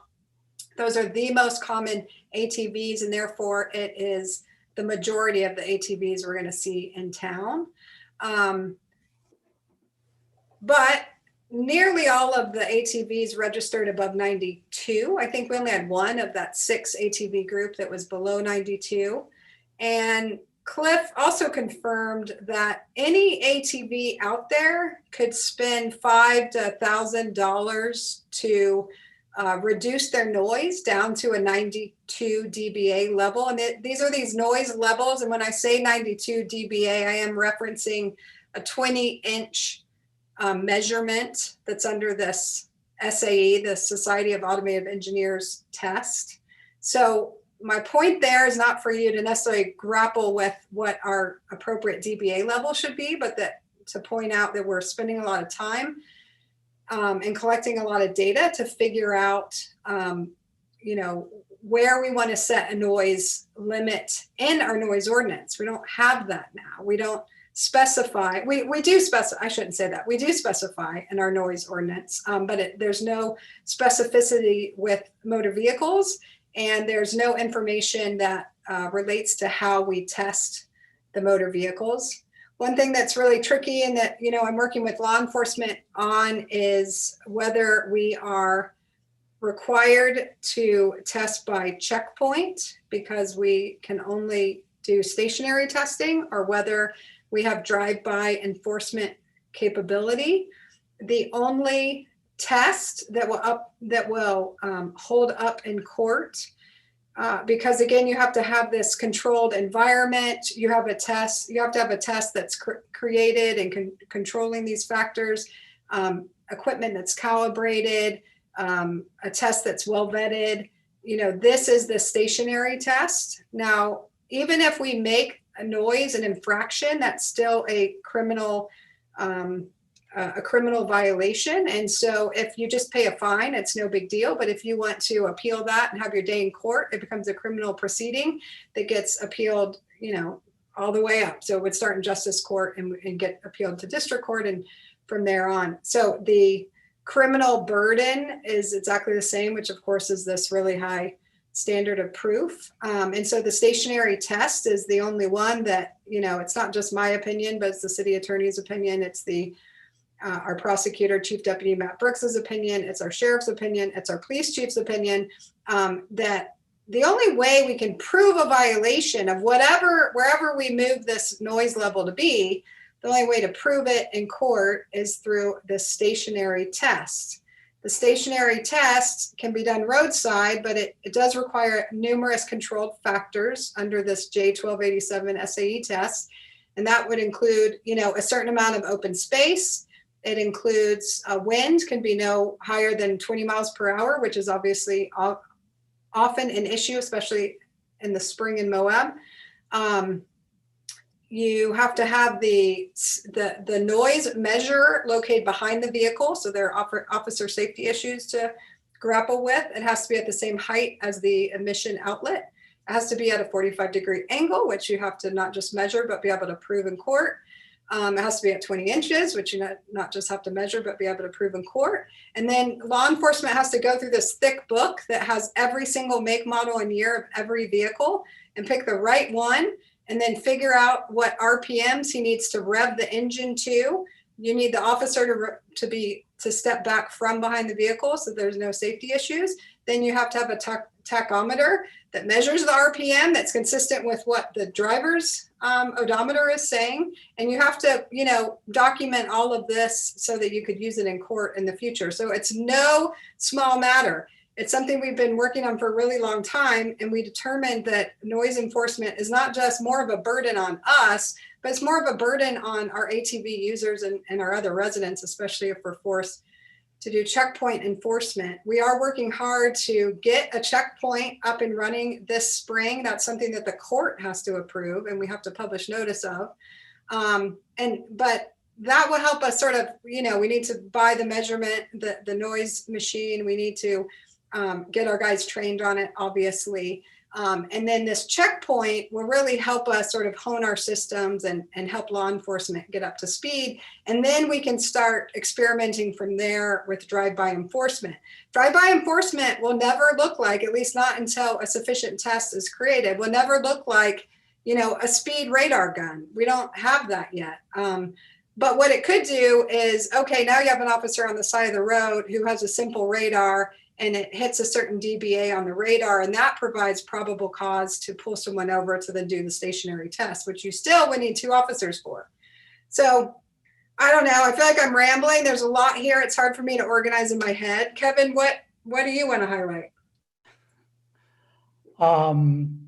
Let's see. It's hard to know where to start. But I think I will start by saying that I think this noise ordinance is incredibly important. I think we're all aware. I think I'm especially aware from talking with voters while I was campaigning last fall that noise from UTVs is probably the biggest issue in our community right now. And it's a joint city and county issue. So anything we're doing in the county is also happening in parallel to the city, and if possible, we should probably try to adopt some common approach. I think given that it is such a serious problem, I think we might need to stretch ourselves a bit. And so I think I disagree with much of what Christina said about, what approaches to enforcing noise ordinances are worth trying and what are not. I don't want to get into the nitty-gritty of those arguments. I think part of it's legal, part of it's technical, like, what kinds of things can we, measure with sufficient accuracy. So I think those are probably all discussions to happen at a future date. I have spent some time talking with an outside noise consultant who writes noise ordinances for a living, basically. He's also kind of a sound engineer, so he helps like these ANSI standards, like this JE test. He's one of the people who writes those, so he knows a lot about the physics of sound as well as the sort of environment. I do, one idea, his favorite idea, which may or may not be adaptable to us, but he says this is what, for example, New York City and Boston do. And presumably in New York City and Boston, they're not amateurs about writing the regulations, but it's actually a subjective test. Or I think in New York City, if you can hear a vehicle from 200 feet away, then it's in violation. So no need for dB meters, no nothing. Now that doesn't work so well with us because we have much lower background noise levels and we can hear UTVs from, thousands of feet away if we listen carefully and it's a quiet day. So we can't use his favorite thing directly, but I just mention it to illustrate that I guess he doesn't seem to think, and I also don't think that this tailpipe test is the only thing that's available to us. I think we have a lot of options and we should probably put as many as we can on the books and tackle enforcement afterwards. I think the noise ordinance should be seen as providing options for enforcement. And if we get a provision in there that's hard to enforce, then we just use the others. So let's Well, and let me just, while you're pausing, this is something Kevin and I disagree about, because I only want to write into the noise ordinance now what I'm willing to prosecute, what the sheriff supports my office prosecuting. And that doesn't include like a random simple radar test from a certain distance away. I don't want to create confusion for the public and frustration for the public that we're not acting to the fullest extent we can. And so when we get to the point of presenting the noise ordinance to you, you know, that I think that's when we have that discussion. But that's something Kevin and I passionately disagree with each other on. Oh, go ahead, Kevin. You were finishing your thought. So I guess I do strongly disagree about the philosophy of what goes into a noise ordinance. I think another issue that comes up over and over again over the past few months is getting law enforcement on board. I'm talking about like sheriff and police chief. I'm not talking about Chrissy right now. And I think it's easier to get them on board if we pass the ordinance first. And then I think, you know, because I think this is in part a political issue. The sheriff at least is an elected official. And if there's an ordinance on the books that he thinks he doesn't want to enforce, you know, that creates public pressure on him to do it. So I don't think we should allow what law enforcement doesn't want to do to veto what we're going to put in the noise ordinance ahead of time. I think that gets things backwards. So, and again, it's a really serious problem. I don't think if we limit ourselves to things that the sheriff and the county attorney feel 100% comfortable with, I think we're not doing enough. I think this issue is huge. This is all people talk about to me, not even as a commissioner, but before that, just the overwhelm in Moab of traffic and UTV noise. So I think we need to take some steps. And I think, I mean,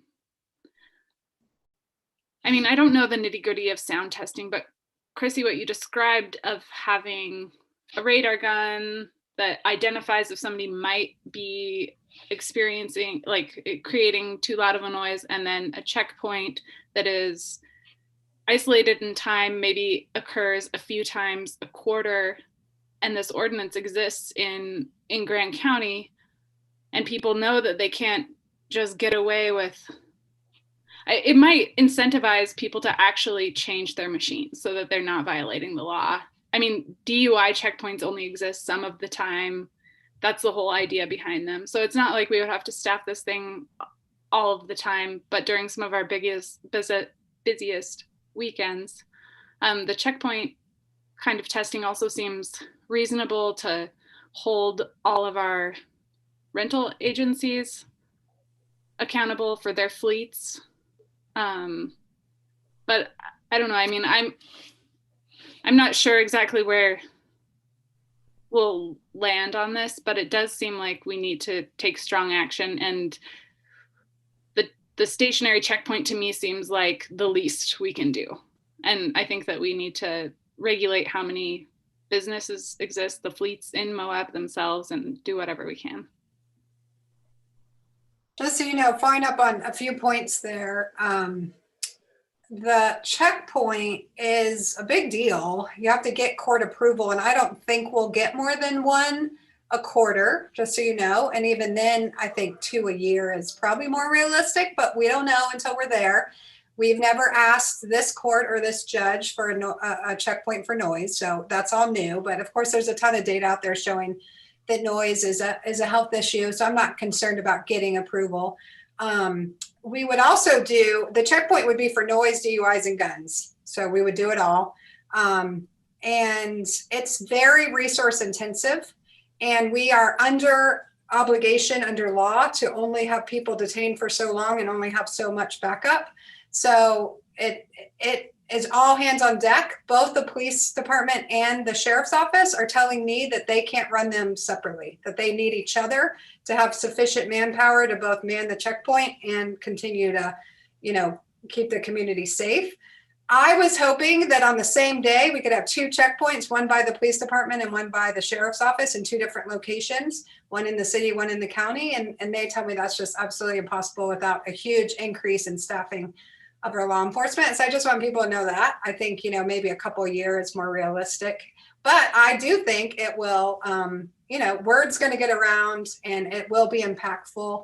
regardless. And then especially once we hone our process there, if we start doing some additional drive-by enforcement, and what that looks like is the simple radar that establishes probable cause that someone's violating our noise ordinance, and then you pull them over and then you do the same stationary test. Just a few of those I also think would be impactful.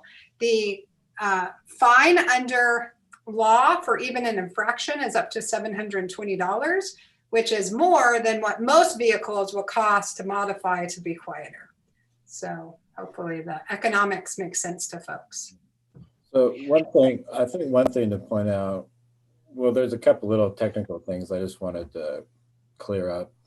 Cliff indicated that a silencing muffler could reduce the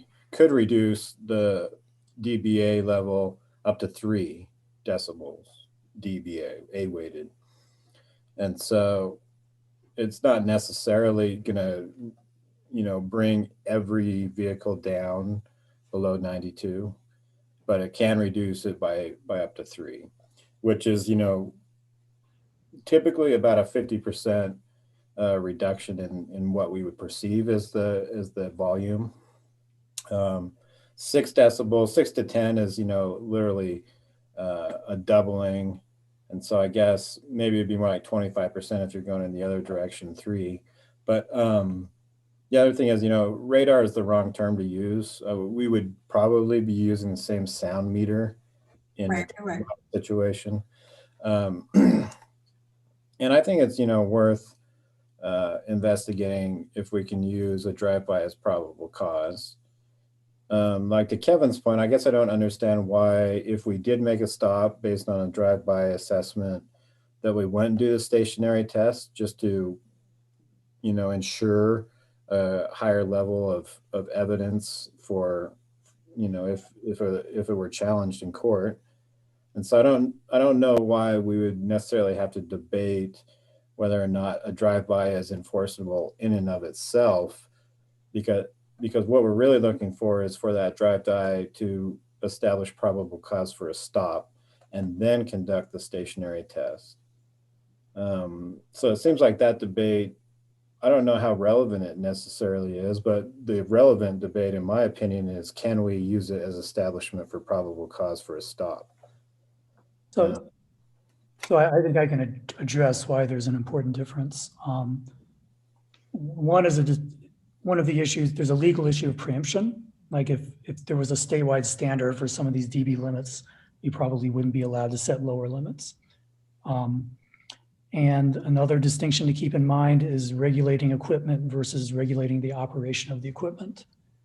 And so there's a federal standard for motorcycles, doesn't apply to UTVs, but for a table height test that, depending on the type of bike you have, is 92 decibels. And so my understanding is that we would be on shaky legal ground if we decided what we really needed was 90 decibels instead of 92, because we're preempted by the federal standard of 92. If we do a pure drive-by test, then we're not preempted. And I think that's part of the reason that if you look at local noise ordinances across the country or even within Utah, they mostly have noise at a distance test, drive-by. Now, Chrissy will bring up that a lot of those things have not been tested in court or enforced, and I acknowledge that we haven't yet found a community that's issuing citations based on that, but they do have them on the books. And I think the reason that you see a lot of those on the books and not a lot of tailpipe tests on the books is this preemption issue. I think also it makes sense, it could be, this is getting a little bit more theoretical, but one could imagine that maybe UTVs really do get quieter when you drive them at 15 miles an hour. So someone's going along fairly slowly, not much louder than a passenger car, and then they hit our checkpoint and we have them rev up the engine to 4,000 RPMs and they fail the tailpipe test. I think they could, that does seem a little bit ironic because they weren't actually causing excessive noise until we tried to test them. And so I think, the core advantage of a pass-by test is it's actually measuring what we care about, while these tailpipe tests are artificial conditions, measuring things that we don't care about as directly, and we're much more likely to be preempted because we're trying to, some of us say the vehicle's street legal, it's a legal muffler, and I think that's tougher for us though. I guess that gets into various legal issues.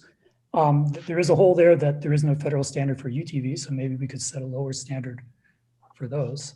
Well, it's also worth noting, I think, Kevin, that the standard, that 92 decibel standard, federal standard, I think is for off-road motorcycles. I don't know if 96 are off. Oh, is it? Okay, so 92 96 and 92. on highway version. I think I could be remembering wrong, but I thought it was 96 for off-road and 92 for highway. Okay, I guess it doesn't matter. I mean, it is a good point, I think, though, that you make that, you know, these UTVs won't necessarily be driving through town at half of their full red line tachometer. And so, I mean, that is a good point. And I think that, like, for instance, my diesel truck, you know, I think that if I really step on the gas and the turbo kicks in, it's probably 5 times louder than it is if I don't do that. And it's probably the same with a lot of different vehicles. So yeah, all good things to consider. I think we should really enforce the speed limit. I think that's straightforward. It's you know, you could easily prove it. You have your radar. And I think, I don't know how we can convince our police and our sheriffs to do it, but I think just really, we've got the speed limits down. And so if they're going 20 miles an hour in town, pull them over, give them a speeding ticket. I think that's going to go a long way. I also think, I've never gotten an answer for this. Why can't we give them a ticket for public disturbance? I mean, well, they're just. That's what this noise ordinance would be, Mary. I mean, whatever we establish, it would have to be based on some evidence of disturbance. And that's really what we're talking about here, is establishing a noise disturbance standard. But yeah, I mean, it sort of is virgin territory, especially for Utah. Yeah, but I think we're all there. Like, we've got to start experimenting, and we might end up in court and we might lose, and it might help us figure out what to do next, and or convince the Utah legislature to help us. But we're there, and I disagree with Kevin that it's not important to bring our law enforcement around from the very beginning, because they're a crucial component of this. I have had the commission administrator's office forward the sheriff all of the noise complaints that we get in emails, because what's interesting and at the beginning of this is he said, I don't see what the big deal is. We don't get any noise complaints to dispatch. And I said, oh, well, if you don't get noise complaints, let me send you some noise complaints. So I do think, that has been important, him seeing the comments that the commission gets. Those don't go to the sheriff automatically. And I hope that the community will write the sheriff directly. We also need to have him on board for this checkpoint, which I'd like to get done in May. And so, there are a lot of steps to occur before that happens, and a lot of coordination with the city. And, we're all working very well together, the police chief, the sheriff, myself, and the city attorney, to hopefully get that all in place. Now, you guys will be crucial in updating our noise ordinance, and the city council will be crucial in updating theirs. But so far it's been a slow collaboration, in the sense there was a lot to do in terms of research and education. But I do feel like our law enforcement agencies are there with us. But let's start experimenting.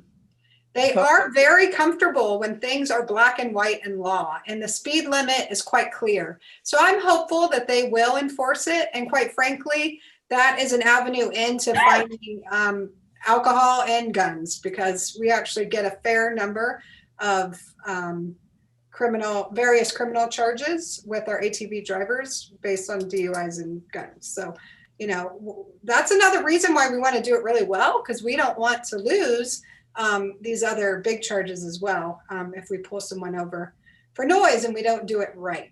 So all goes together. But there's a lot. I know the community is frustrated, and I know that things aren't moving as fast. I really feel like the fall of 2020 was a big turning point with the level of noise. I certainly agree that we're sort of at a really important place in this issue, and we need to act. But we've actually been working really hard on this issue since the moratorium was put in place, and there's just a lot of things to consider. And we have been trying very hard across the West to find communities that are actually prosecuting similar violations, and we can't find anyone. I know when you go to Glenwood Springs, it's they have a sign both ways, and it's fairly prominent. It says noise ordinance strictly enforced. I think even having some signage out both ends of the town, and maybe going up, in the areas where it's noisy, that say, noise ordinance strictly enforced. I mean, maybe we don't know what strictly enforced looks like now, but they're going to hear that and maybe change the way they drive their vehicles or get a muffler on it or something. I don't know, but yeah, I think besides just the noise ordinance, we could do some stuff like signage. Just tell them they're not welcome. So Okay. I wanted to respond to a couple of things Mary said. One is, I certainly agree that we could maybe magnify the effectiveness of our noise ordinance if we advertise it, and then I wouldn't limit it to signs on either end of town. We've got a huge budget for like social media and TV ads, so we could make sure everybody knows, everybody within driving distance, that there's a noise ordinance here that's going to be enforced. Earlier, you mentioned the speed limit, and I just wanted to convey, without approving or disapproving, an email I got from a constituent just before this meeting. This person describes themselves as a four-wheel drive enthusiast, Moab native, but he does get a little bit irritated by the UTV noise. But he points out that technology is changing, and electric UTVs might not be so far away, and they might not be louder than a passenger car. But he says that doesn't get along well with our speed limit, which would apply to UTVs whether they're quiet or not. And so he was just bringing up the idea that if we do get a significant number of UTVs that are quiet, we might want to revisit the speed limit idea. Though I agree in the short term, it's probably a good idea to enforce it. Yeah, in the short term, because who knows when that's going to happen. They've already bought their machines. But yeah, should we move on? It is, for a short meeting, it's not very short. Calendar items?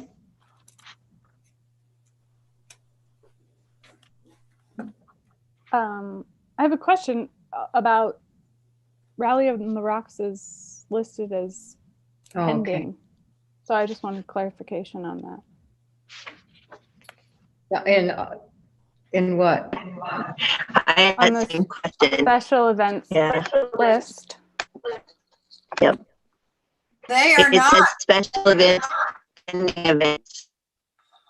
Well, they're Mallory, not getting a Grand County permit, but they are running in San Juan County, so I'm not sure. But it says for OSTA. Where is it? It said OSTA. yeah, So- that's an error. Yeah, Okay. I can chime in. To be honest, I'm gonna ask to be added to the list for the special event committee, because they do a great job updating the calendar, but I found that there's a lot of items that I'm not sure on. It's on the list. Has it been approved? So I think that it will actually help me to be able to pass along more recent information if I'm actually in those meetings. So that is a mistake. And I'm not sure if that's just been carried over from past things, but, or Tara's out of town, so it's also very likely that I could have pulled the wrong document, because normally she puts together the packets. So I apologize about that one. And I do have a few updates for the other items, particularly in March, which are that, let's see, the half marathon, Behind the Rocks Ultra, they were both approved, and the Passover Seder retreat was actually canceled. And for April Trans Rockies Moab Rocks is planning to submit an application, but they haven't. Also in March, the Skinny Tire Festival, their application hasn't been reviewed yet, but they're planning to review that tomorrow.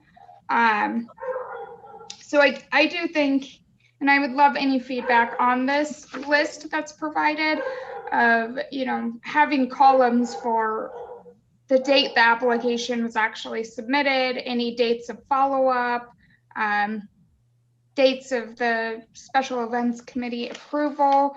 I think too much information would actually be good for everybody so that we know where things are, especially during COVID. So that is my piece of the special events really fast. And I can send out an updated calendar tomorrow if that would be ideal. But if there's nothing else and there aren't any questions with the special events, I have a few other things. We do I have a quick question for you, Mallory. Sorry. And it's okay if you can't answer this. I'm just slightly intrigued to know how Canyonlands is going to run. Like, does that make sense? So if they're over 250, which I assume they are, because I know they opened up their registration again, like, how they're going to do that? Do we have the slightest clue? And if we don't, that's okay. I used to work for Moab Half Marathon, so I was just kind of interested kind of how they're going to keep those folks there. Yeah, and to be honest, I don't have an answer, and that's kind of part of why I would at least like to be on the email chain so that I can see those documents and review them and be able to answer questions like that. Okay, that'd be great. Okay, sorry, it's just interesting. They all have to fill out a COVID mitigation plan and get that approved. And so it should be in that plan, and they'll be reviewed for that. But we can get that to anybody who needs it or wants to see it for each event. And we specifically didn't want to micromanage exactly how they were going to do it, but we did request that they submit to us how they're going to do it, and then that's a part of the approval.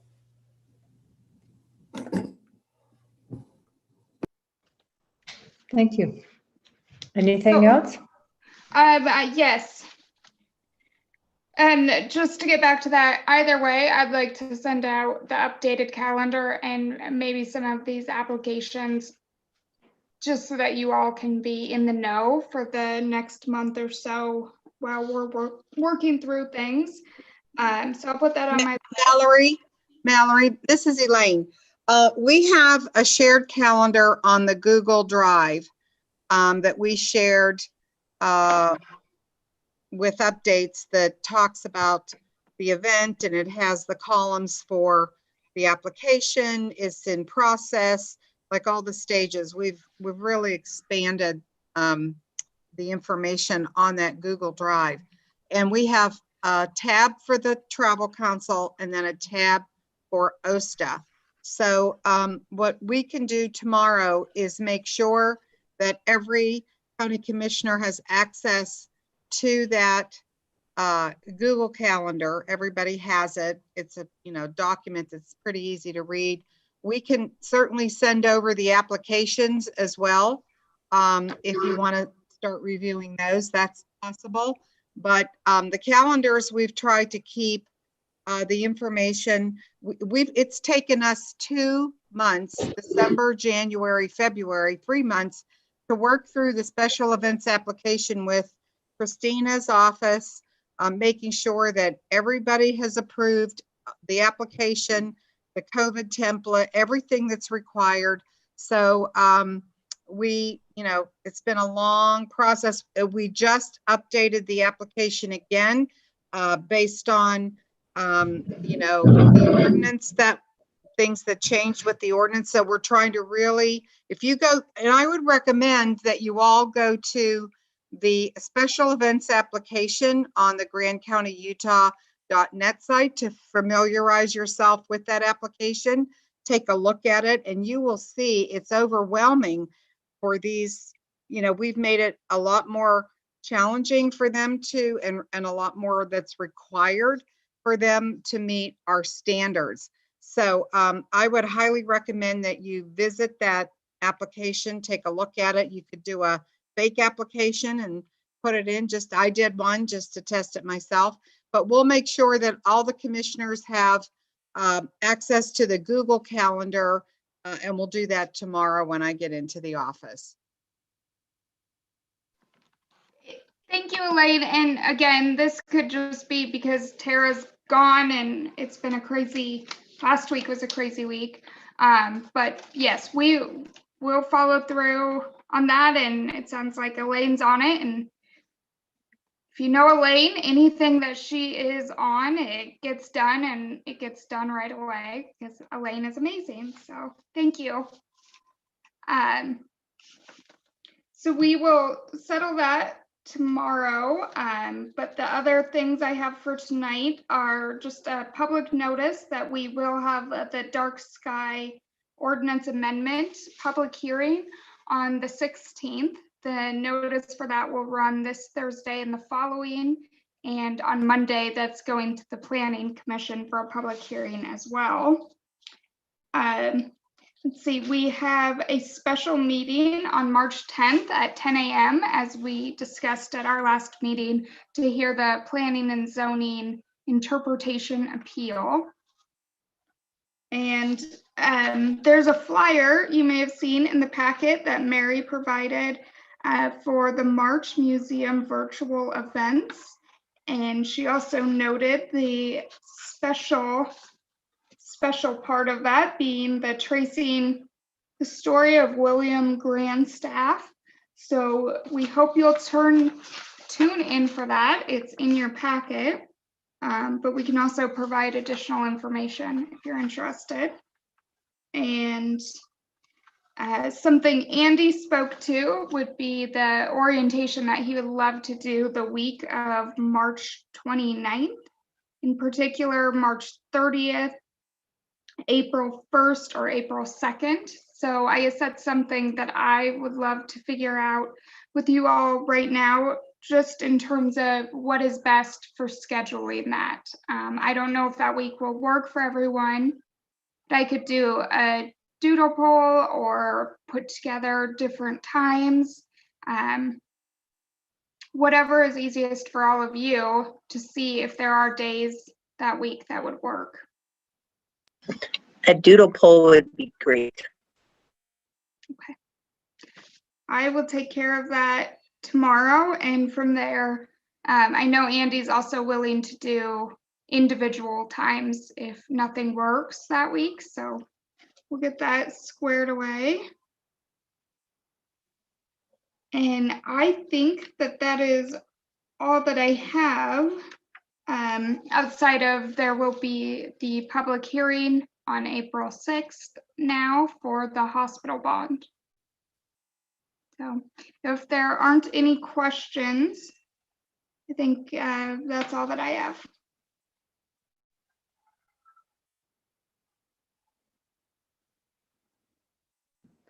Thank you.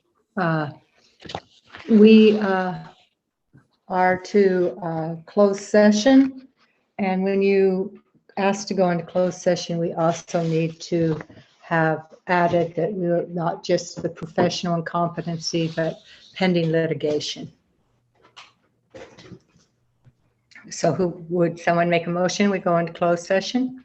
I'd make a motion to go into closed session to discuss character, professional competence, or physical or mental health of an individual, and also potential or pending litigation. Motion Gabriel, seconded by Jacques. The time